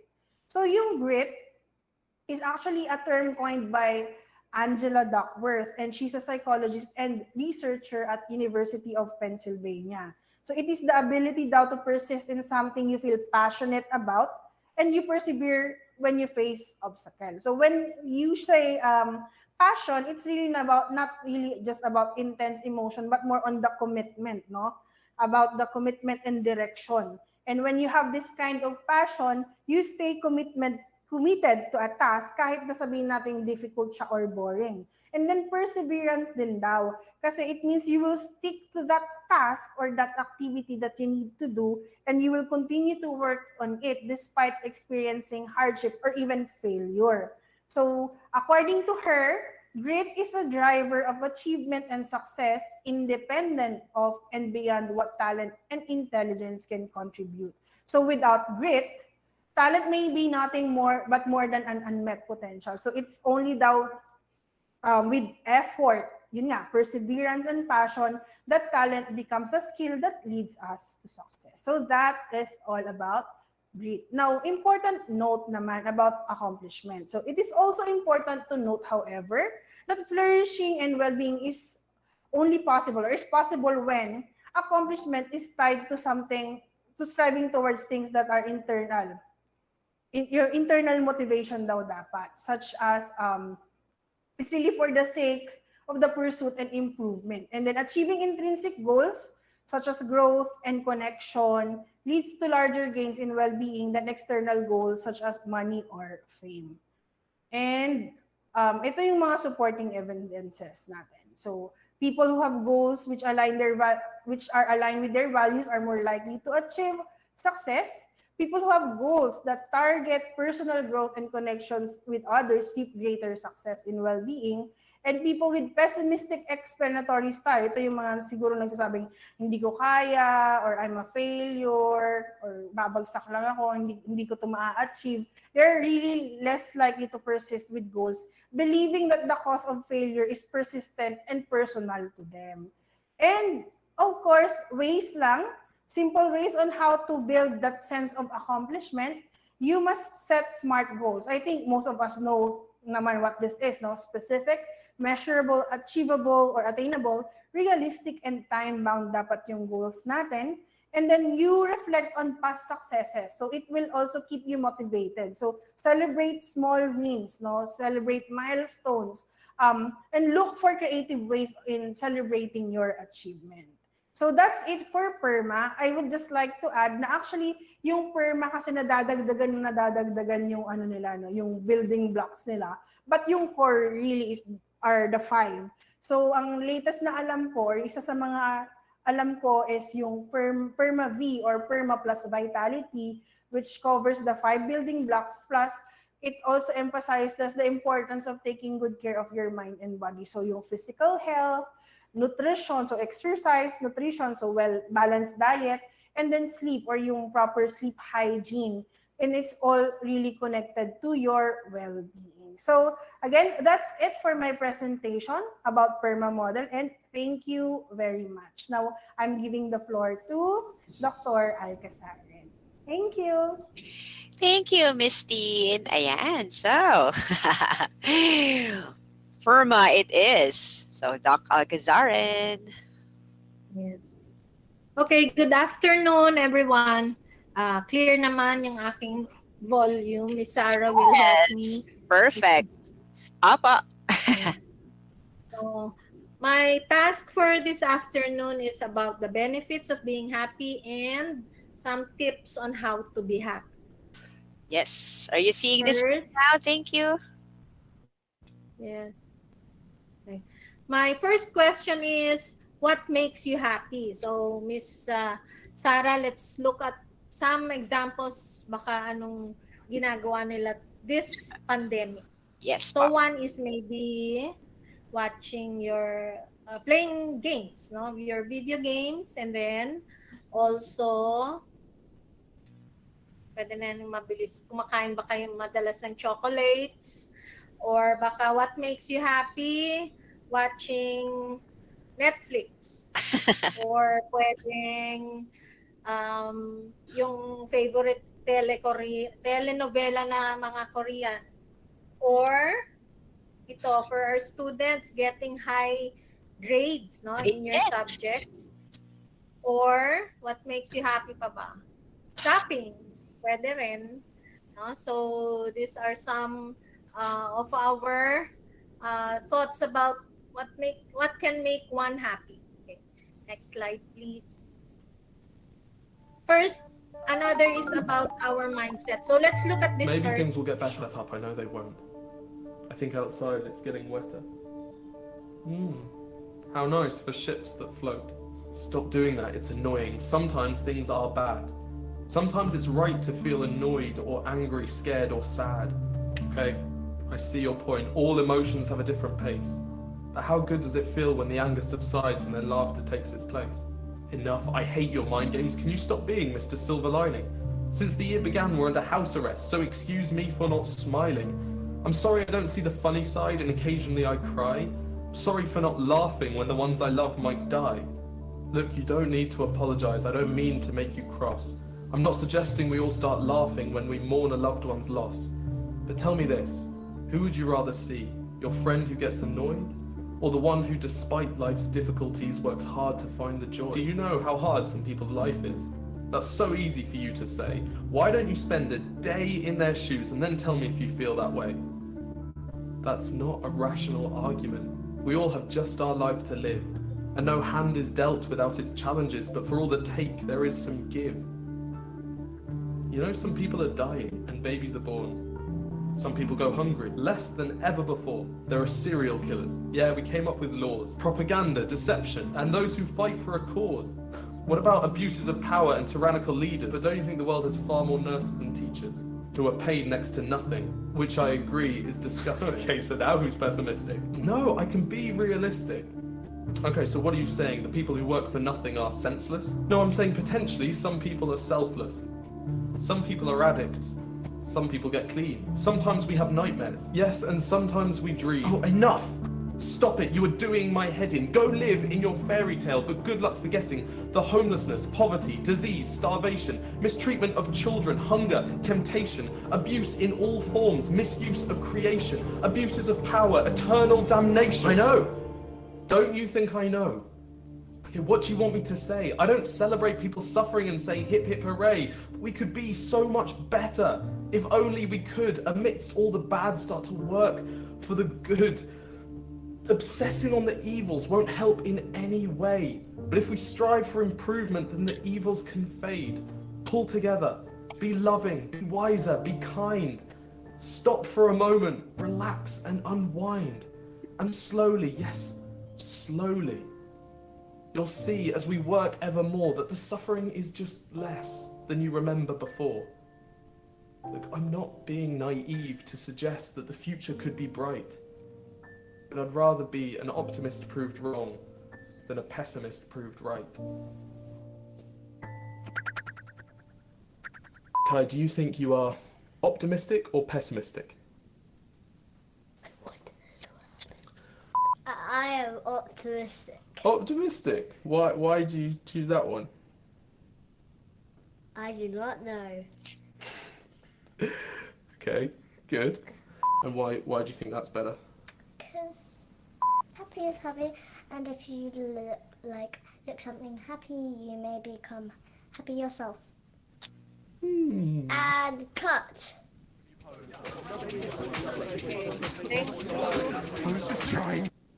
Okay, so we have this mindset. No, what is mindset? Actually, it's our set of beliefs that shape how we make sense of our world. So if you watch that video, short video, if you'll notice the other picture was quite had a brighter background than the other one. So it already told us something about certain mindsets, like one is positive, one is negative, or the other one is the optimist, the other one was the pessimist. No? So, and sometimes our mindset, since this is our set of beliefs, no, this shapes our thoughts, our actions, our behavior. Actually, Dweck, no, a psychologist defined, also considered two types of mindsets. One is the fixed one, no, something like you're stuck with. Nobody can argue with you what you think, how you think, no? And then versus the growth mindset, which can still be developed. Okay, here we can see now in this slide SpongeBob and a group of happy characters. So happiness is not something ready-made. It comes from your own actions. There's no actual definition of happiness, as what Dr. Ligo said. Well, she mentioned something about Diner, saying it's about happiness is subjective. We experience happiness in our own ways, no? Like when you say, when there are parents who have their first baby born, happy sila. You ask them, how do you feel? Masaya, no? So what is masaya? So happy. And then so this one, it's not something ready made, no. We are responsible for our happiness, no. Sometimes the situation is already there, it's a happy situation, pero wala lang sa iyo, no. You don't mind the situation, parang basta you say sometimes, wala yan sa akin, hindi ako happy diyan, no. So it's subjective. And also it can be relative. It depends sometimes. Okay, let's see the next slide. Although Miss Tin already mentioned about yung PERMA, no? I just want to show this. The original theory about happiness was authentic happiness, no? Kay ano rin, kay Seligman din. The first theory only had 3 elements: positive emotion, engagement, meaning. But the next slide shows uh, the the updated one about well-being. Ito na yung PERMA kanina ni Ma'am Tin: positive emotion, engagement, well-being, relationships, meaning, and also achievement. So what's the difference ba nung dalawa? For authentic happiness, the topic was happiness. The measure was about life satisfaction, and the goal was life satisfaction also. For well-being, the topic is well-being, and it measures this. The measures are these 5 elements, and the goal is increasing flourishing. No, flourish yung ng mga elements na to. Okay, the next slide tells us something about. I'm just. This is an extension of discussing happiness and well-being before we really go to the tips. No, this is ikigai. I maybe some of you are familiar with this. This is a Japanese secret to to happiness. No? Japanese secret to a long and happy life. If you will see closely the items there, the elements there, what you love, what the world needs, what you can be paid for, and what you are good at. No? For what you have, you can see there something. For what you love, you can see there intersecting that are passion and mission. Passion, yun na nga yung what you love to do, no? And then what gives you flow, yan nga, no? And then what the world needs, somebody with mission and vocation. What you can be paid for, of course, is about our profession and vocation. And what you are good at, again, discussing or showing passion and profession. Okay. Another one is about, the next one is about some quotes about perfection is the enemy of progress. I think we know that sometimes even in simple tasks, no, we're doing a certain task. You want um, to be perfect, no? Para syempre mataas yung rating mo. But they say it's an enemy of progress because nothing can be perfect naman talaga, no? So that will affect one's progress. Then another one is they say the same thing that wait, Miss Sarah. Progress is more important than perfection. So kahit hindi perfect, we can still show some uh, good results, no? And then when you are progressing not only in a task, even yourself, your emotional self, your social self, uh, that will be more important. So wait, the next slide tells us the opposite of happiness. No? I also included this kasi so that we can know what can also make us unhappy. Um, this is again subjective sometimes. The greatest source of unhappiness comes from the inside, from us again. If happiness says it is based on our own actions, this could be also true for unhappiness. Next slide, please. Why are we unhappy? There are just three simple ones. First is about failure. Sometimes we don't want to make mistakes kaya nalulungkot ka or uh, uh, you feel down, no? So the greatest mistake a man can make is to be afraid of making one. But sometimes think about it, failure can even provide that avenue to for you to progress, for you to flourish in what you do. Another is about our emotions. Those who don't know how to weep with their whole heart doesn't know how to laugh either. So, kailangan may balance also so that we can identify ourselves better. After emotions, we have success standard. Baka naman mataas masyado yung success standard mo kaya unhappy ka, no? Same as failure, you don't want to fail. Gusto mo laging perfect. Yan. So one thing that can disturb or can contribute to our unhappiness is our success standard. This is a quote from the famous football player, si Pele.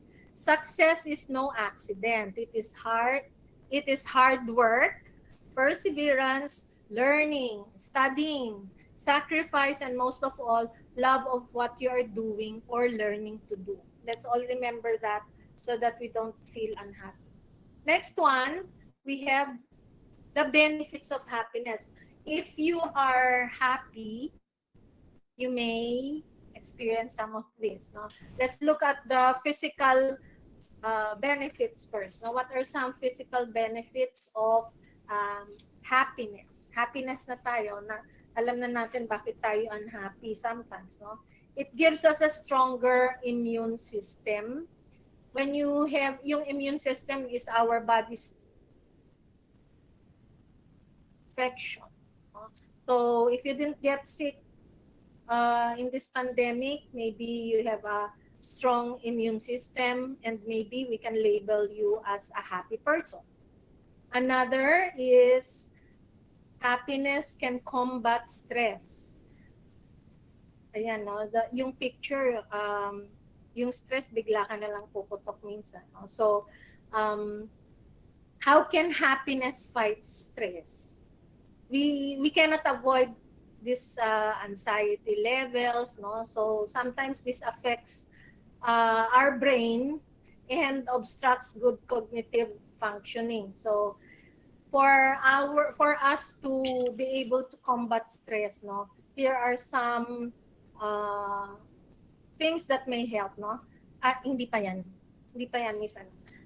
To combat stress, sabi nga ng experts, ang medical experts, no? Get into exercise, find recreation, get a good laugh. Pwede naman, kahit hindi na yung love ba yan, no? So, getting a good laugh, you can watch funny movies, no? And then having an optimistic belief. Next is about pain reduction. Sometimes when you are focused on something, you can also reduce this pain you experience, no? Like when you are unhappy sometimes, yung ibang matatanda, ang daming nararamdaman kasi they feel unhappy, no? So they make them happy so that lesser na yung pain reduction. Because ano ba yan, when you are happy, we have more endorphins. Mamaya rin kasi yan sa tip on exercise, no? But here, yung endorphins are our happy hormones. So when you are happy, according to experts, endorphins in our bloodstream effectively act as natural painkillers. Okay. Next, After pain reduction, ayan, longer life or longevity. Yung picture natin dito, yung our older ones, our seniors, way seniors na yan. Happiness leads to a long life. There was a study by nuns, no? Um, yung study showed that those who were happy lived 7 to 10 years longer than those who were least happy. No? This is uh, longevity because these people have inner peace, according to that study. Okay, next. For the social side of happiness, what are those? We have one is about optimism, no? Kanina in that two mindsets, optimism was mentioned there. Well, what are you when you're an optimist? You have you focus on your journey and destination. You are what actually is optimism? It's a mental attitude characterized by hope and confidence and success in our future. And then, so remaining to be an optimist can also contribute to our happiness. Optimism about getting good grades, passing the board exam, um, being able to buy your favorite item in the store. Okay, next we have, after optimism, we also have self-confidence. Very apt picture that when you say you have self-confidence, you can do things better. Self-confidence radiating to your self-esteem, no, your self-worth. Because sometimes you say, I can't do it, so it also goes back to your uh, having what kind of self-worth, no? Hindi naman, you can still be good at something uh, no matter what. We are all good in something, but we just have to believe in ourselves. Okay, next, we also have, meron pa, yun.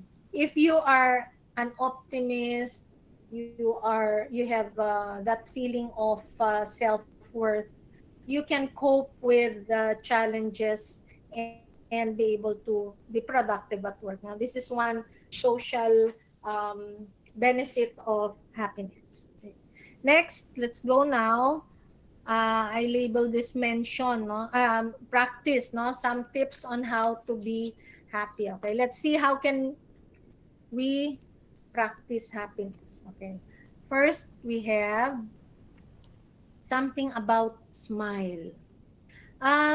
Okay. Ay, sunod-sunod. Pwede ba yan sa smile mo? Sige. Okay. Let's look at this. Okay na, Miss Sarah. Okay naman? Okay Smile. na lahat? Oo. Okay. Sige na lang, sabay-sabay. Smile, sabi nila, yung smile, you smile when you're happy. Mag-smile ka nga, Miss Sarah. Ay, patingin ng smile. No? Ayun. Alam mo ba? Well, okay. They say smile causes our brain to release um, dopamine. Yeah. No? Yung if we have psychology students here, and then or maybe even in the other courses, if you went through the topic uh, nervous system, pinag-aaralan natin yung neurotransmitters. Dopamine is one of the excitatory neurotransmitters. It's a pleasure neurotransmitter. So we are able to smile because dopamine is running there naturally. So it is about something we do pleasurable, that feels pleasurable for us. That is the role of dopamine, no? But also sa smile, one tip daw is to when you wake up in the morning, uh, go to the mirror and smile, no? Para daw it can contribute to your happiness. Okay. Di ba uso ngayon nagsi-selfie? Yes. magaling ang ating millennials mag-selfie.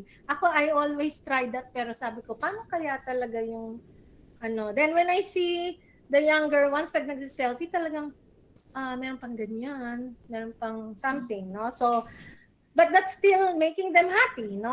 And then when you're taking your selfie, you're making sure you're smiling, no? So that's, Yes. if that what will make you happy, just go, no?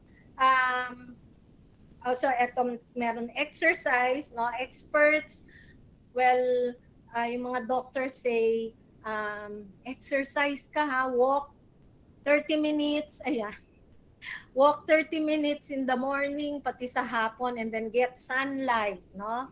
That's also along with this taking care of our body. But do you personally experience that? Yung pag nag-exercise ka, parang feeling good, no? Yung kasi feel mo, natanggal na yung bilbil mo nung nag-walking ka, 30 minutes, no? Okay. Then our next slide will show, wait. Taking care of our bodies also like eating the good and the proper foods, healthy foods, having enough sleep. Yun sa sleep naman, I asked my doctor. Um, Sabi niya kasi lagi, 8 hours. Sabi ko, Doc, maaga akong magising. So, sometimes it's only 6 hours or even less, no? Then, if you know about sleep debt, utang sa sleep, we cannot repay if you have sleep debt, no? Yung, sabihin mo, ay, kulang yung 8 hours ko, I'll sleep again. Minsan, it even gives you the headache, no? So, but sleep is very important, no? Then, taking a bath. I'm sure everybody always took a bath in this pandemic. No, we have to be clean all the time. Okay, my next slide shows us. Ito pa isa-isa. Ito yung smile na gusto natin, no? So, which one is the affiliative smile? Maraming smile styles, no? But I chose these three. Which one is the affiliative smile? Yung si Miss Blondie, si Sir, yung nando sa gitna, or the one lady below? Ano kaya? Miss Sarah. Alin dyan? Ayan, nag-affiliative smile kaya ta, Miss Sarah. So this lady, Naka-blind, yung blind. yung Blondie, ay ang affiliative smile. Then the next another kind of smile is yung susunod is dominant smile. Yun sa guy in the picture. Dominance, no? Can you feel yung dominant smile niya, di ba? Ano bang itsura ng dominant smile? Parang medyo konting, hindi naman mayabang, but the looks, no? How the eyes. Parang nag-iinsulto, di ba? Oo. Okay, tapos na tayo kay affiliative at dominant. Si affiliative parang masaya, no? Now, si Duchenne smile, Duchenne from Guillaume Duchenne. He is a French anatomist na who studied many different expressions of emotion. And then ito ngang sabi niya, si Duchenne smile is the most authentic smile. What is authentic here? Paano ba magkaroon ng Duchenne smile, no? You try this later pag matapos ng webinar. Pag Duchenne smile ka, yung in your eyes, kasi they say your eyes are the ones that talk. No? Yes. Kung malungkot ka or masaya. Kaya si Nora Honor is very famous dahil she can express daw her emotions pag nag-acting. Pag Duchenne smile, yung eyes mo, yung dito sa eyes will reach, parang ganon, parang maningkit ka na konti. But kahit lumabas na yung crow's feet, it's still original, authentic daw. Tapos look at her pag I wasn't able to get a picture. Pag nakaharap yan yung talagang even the cheeks are up, and then look at the picture na lang of Julia Roberts pag mag-smile siya. example din daw yun ng Duchenne smile. Okay. So it's important to smile and make sure it's authentic.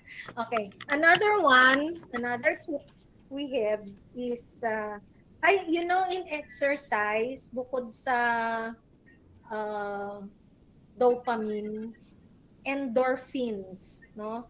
Endorphins then yung happy hormones. They interact with the brain receptors that reduce perceptions of pain. So ganun din yung sa physical benefits, no? It reduces pain. So what can we do sa exercise, no? So for a start daw, kahit walking and then it's so difficult, no? Sometimes yung nakakatamad, hindi you cannot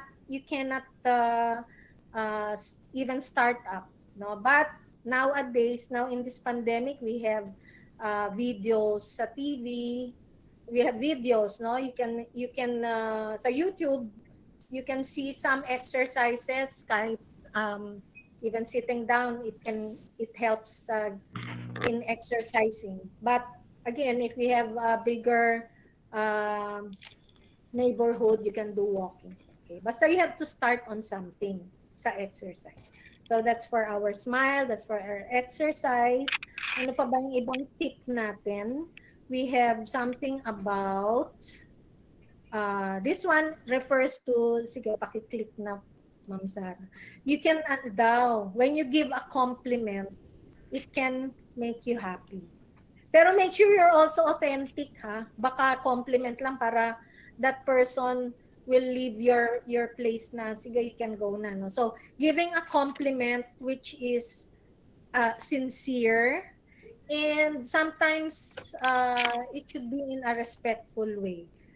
Another one is acknowledging the happy moments. It's not always happy. We still have unhappy moments. So, a positive attitude is generally a good thing.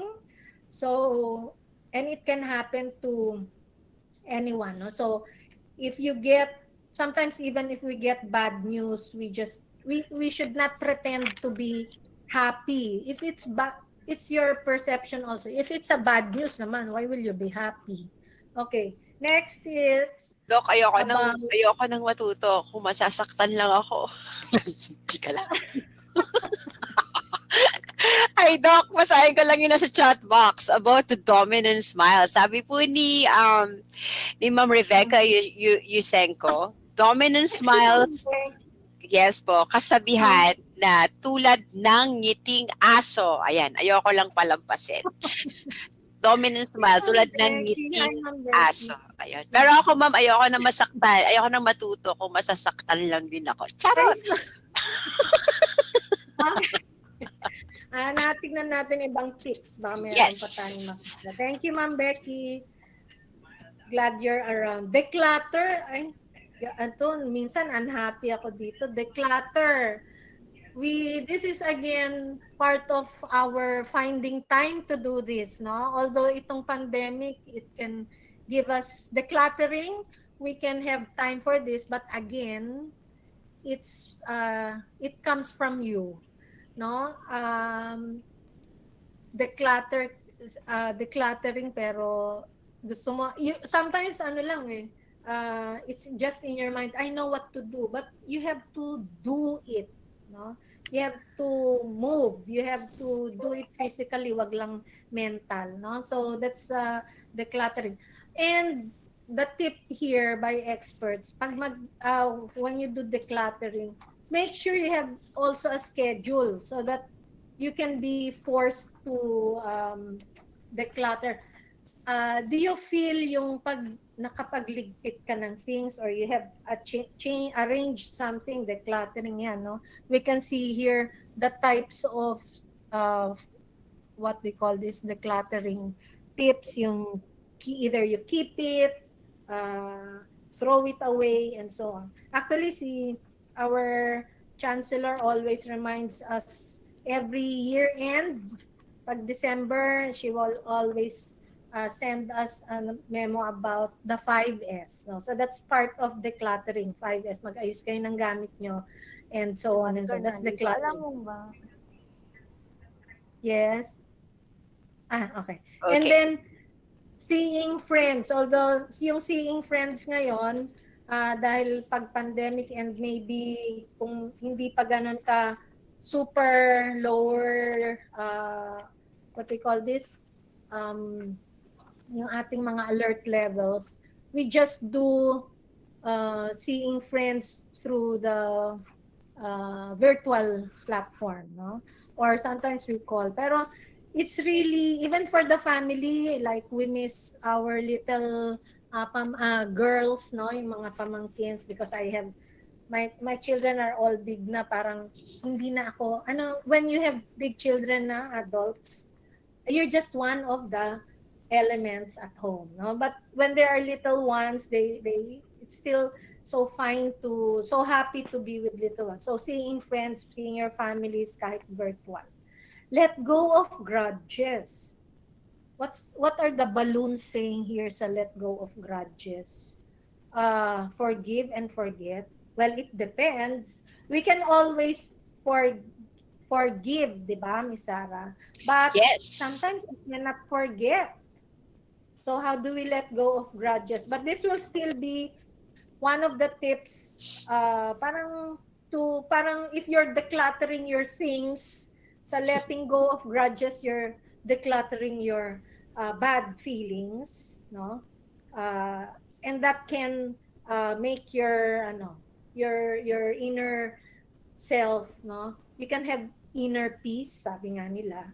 So, let go of grudges. Parang, sige.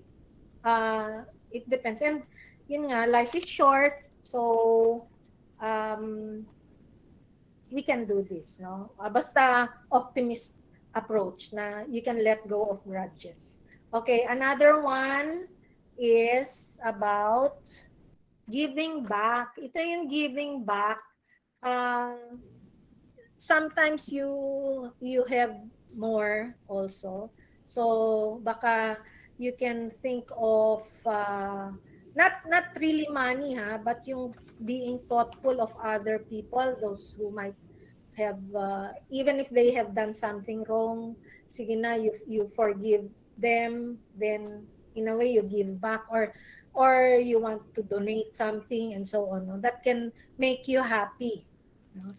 And then another is taking yourself out. Ito yung I call this the me time, no?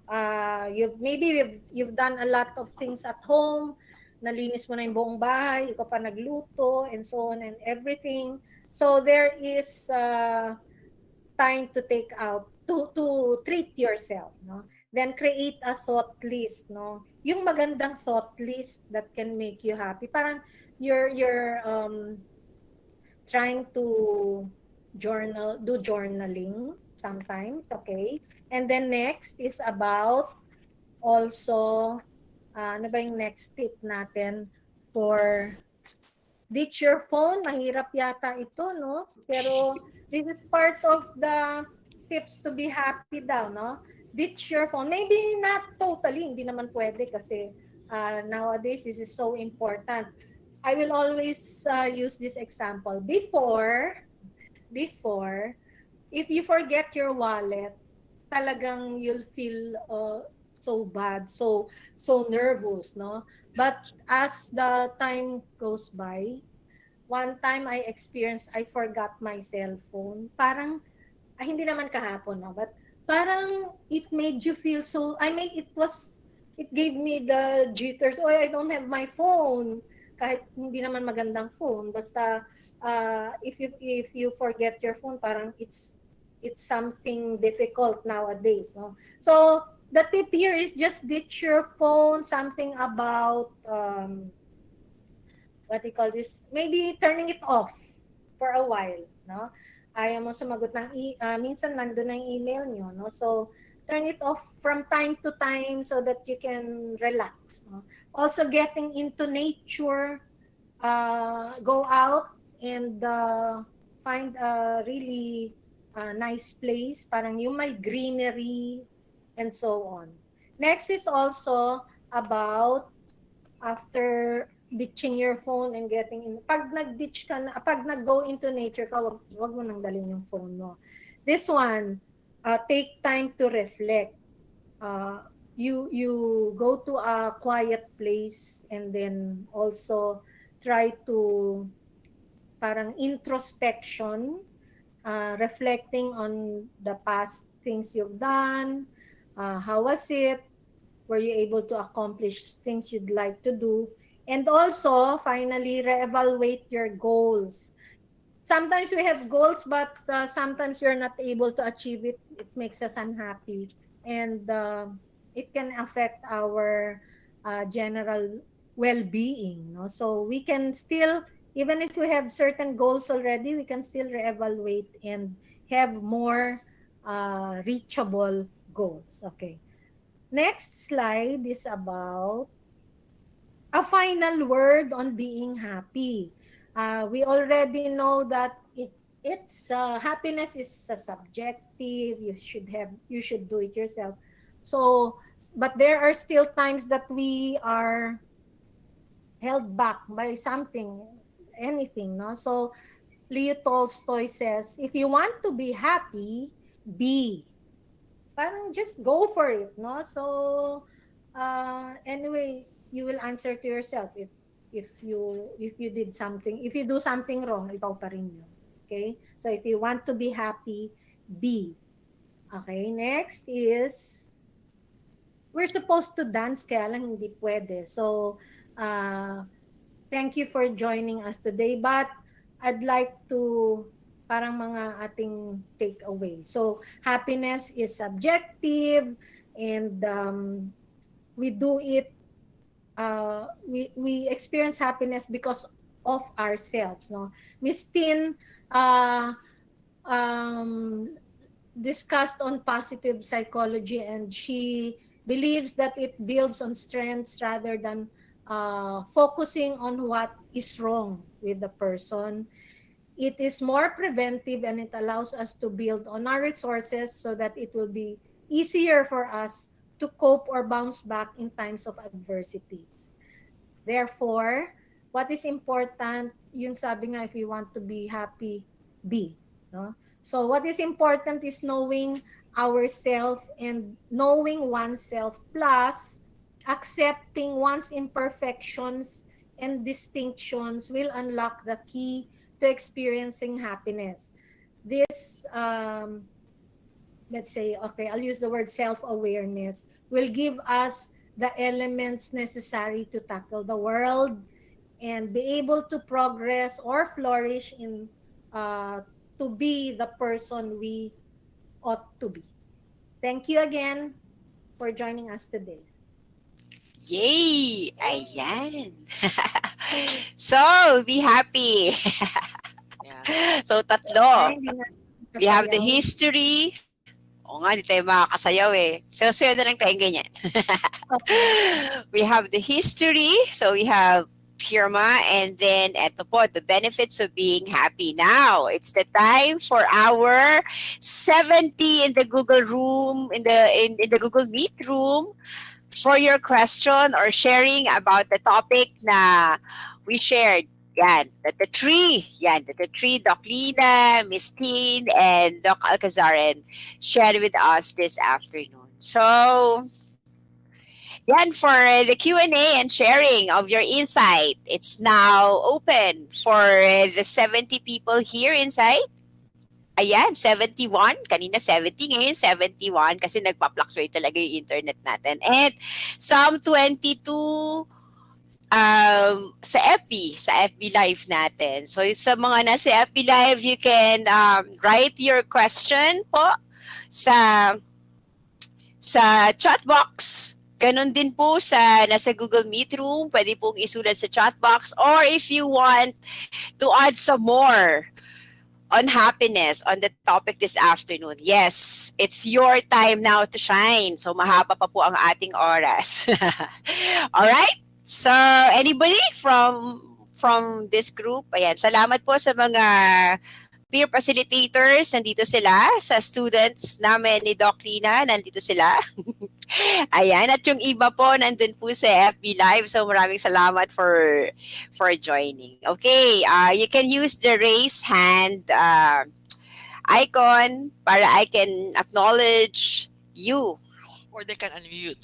Yes, yes, yes. You have the man control. You can unmute yourself if you want to share. Yes, anybody po?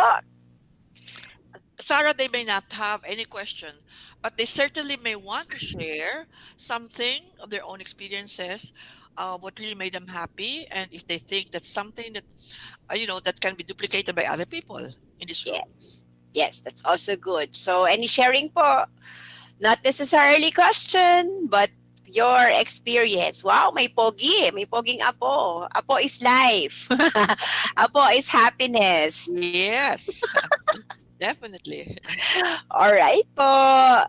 So, let's do it. 70 souls here. 70 happy people in the Google Meet. Anybody? Any tips from you? Nahiya. Yeah. Okay. So any addition from Miss Sarah, I would Yes, like to Miss share Rebecca. something. Please. Baka pwede ka mag-open ng video para makita namin kung ngiting aso ka ngayon o Dushan smile or affiliative smile. Or nangiinsulto lang na smile. Oh, yes. Yes. Ikaw na po, Miss Rebecca. Nawala si Miss Becca. Ayan, nakaka-happy talaga. Yes, ikaw na po. Go ahead. Over to you. Nakamute. Ikaw na, ma'am. Yes, ma'am. Naririnig ka namin. Loud and clear. Yes, Miss Becca. Gusto niya lang akong tawagan. Yes, ma'am. Becca. Yes, po, Becca. Go ahead, Miss Becca. Ikaw na po. Miss Sarah. Hello. Miss Yes po. Sarah. Ano nangyayari kay Ma'am Becca? I think she cannot hear us. Oh yeah, I would. Okay. Yeah. Can you hear me? Ayan. Nako, hindi. Ayan. Yes po. Yes, Yes. I would like to share about smile. Yes, you know what? Kilala to sa si Ma'am. Hi. Yeah. I think si Dr. Karen, Doc Lina, kilala si Dr. Nina Mercado, our former vice. Ano yan? Yes, ma'am. Yes. BPA. Let me share with you about the word smile. Yan, smile. Smile. Ayan. Bakit nawawala? Ma'am, naririnig ka namin. Just go ahead. Keep on talking. Okay, let me share with you about the word smile. Kasi I know Dr. This is my SRM and Dr. Lina Laigo, kilala si Dr. Ninita Mercado. And then, siyempre, medyo stricta yan na BP for academic affair. So every time, uutusan ako ni Doc C sa office niya, if I need something from Dr. Mercado, pumapasok pa lang ako. Sabi ko, bakit nyo alam? Ma'am, bakit nyo alam? Kailangan ako. Sasabihin niya, kasi nakangiti ka kaagad. Ganon. Siyempre, nakuha ko yung kailangan ko by just smiling. By just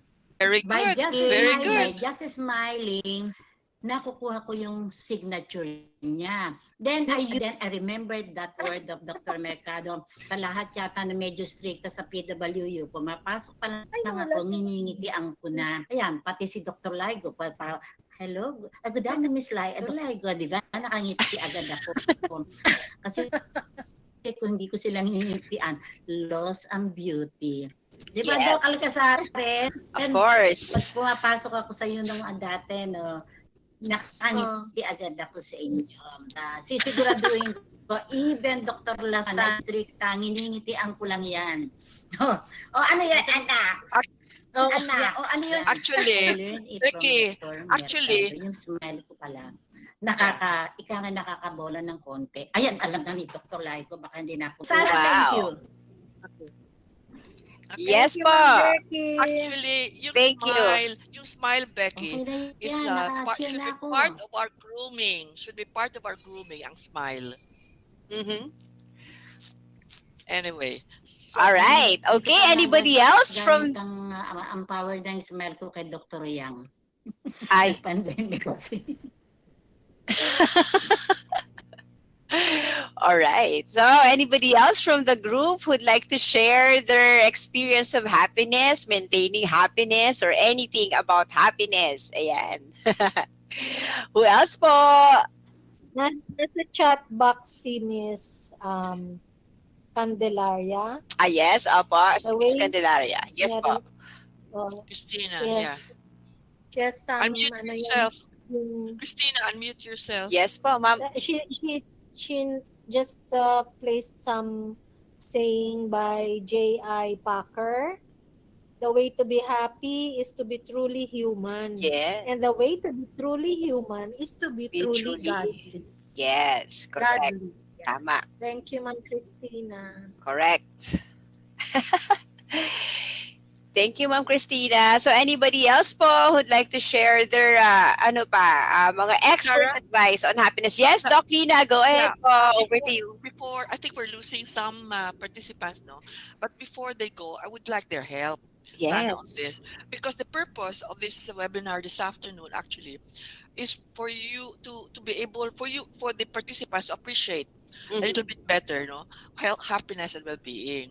And I want them to look at the 3 topics, no, and assess it as a whole, and see if we're able to do that for you this afternoon. Specifically, can you please give us a feedback on what you want a little bit more discussion on, a little bit more focus on, and what should be discussed less or less focused? Could you please give us some kind of a feedback on that?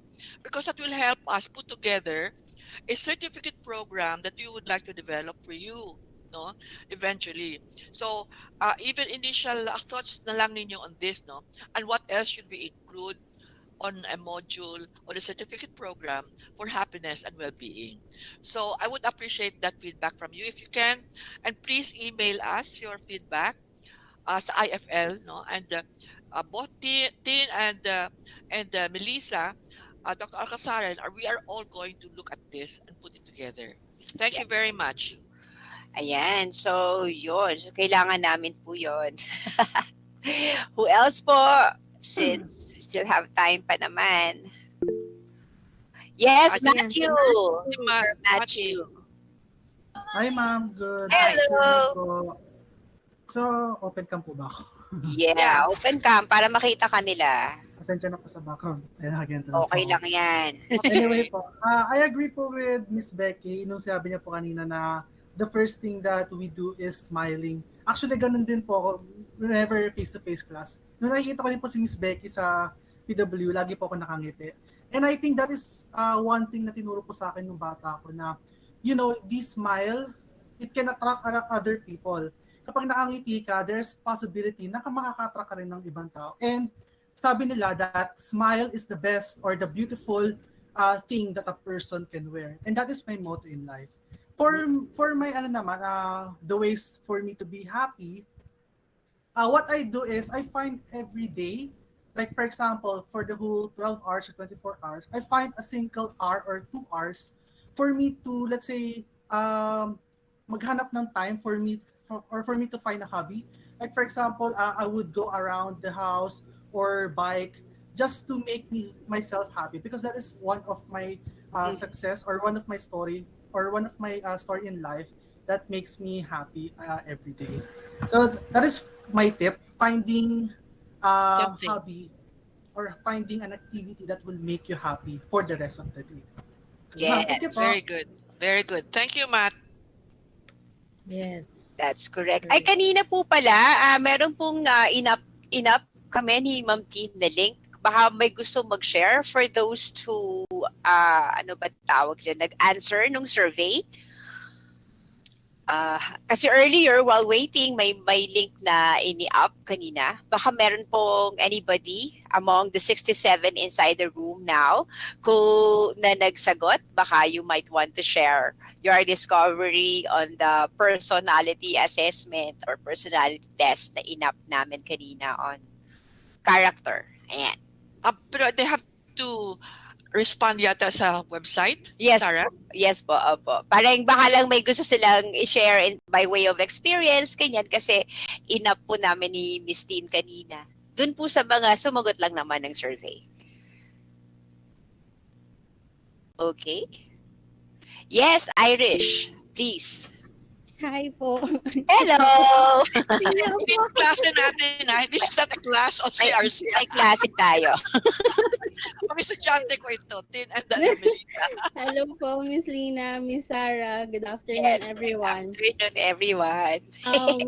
So I would just like to share my takeaways from the webinar about happiness and well-being.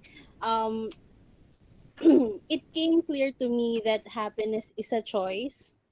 We should choose happiness consciously and wisely, and be honest to ourselves that we are happy. Now we don't have to force it, that we have to um yeah, yung kanina po sinabi ni Miss Melissa na si Miss Melissa po ba yun? Yung it's okay to feel negative feelings because it opens it widens your perspective and all.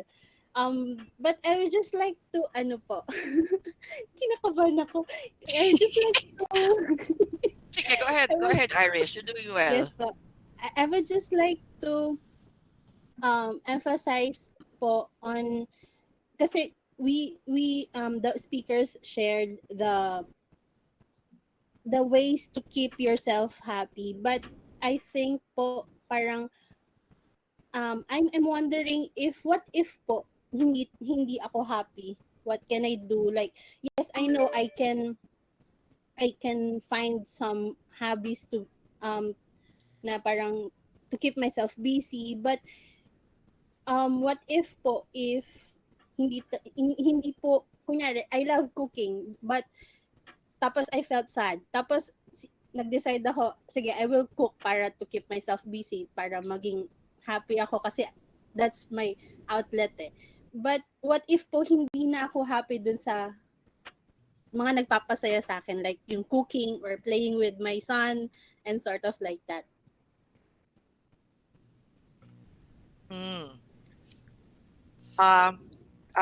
Tin, would you like to answer that? Would you like You to have, respond? sige po, I think you have a lot of options. Dun pa lang sa PERMA, no, you might want to start with. Kung hindi na nag-work yung hobbies, no, kaya nga nasabi ko na you might want to try other things, no. Maybe kung hindi nag-work yung hobbies, maybe gratitude, mga journaling, ang daming pwedeng ways, no, na pwede mong i-try kung yung hobbies is not really working for you. And also, kagaya ng sabi ko kanina, if you're yung negative emotions, hindi kasi sa positive psychology, hindi naman talaga niya sinabing huwag kang makaramdam ng sadness or anything that's negative. What it's trying to say really is, you acknowledge, oh, I'm sad today, and what can I do about it? Maybe try to also explore more pa nga. Siguro hindi lang sa hobbies, maybe meron ka sigurong other resources, like maybe friends, maybe talk to your friends, talk to someone, or journal about it. So, madaming options dun sa 5 na sinabi ko kanina.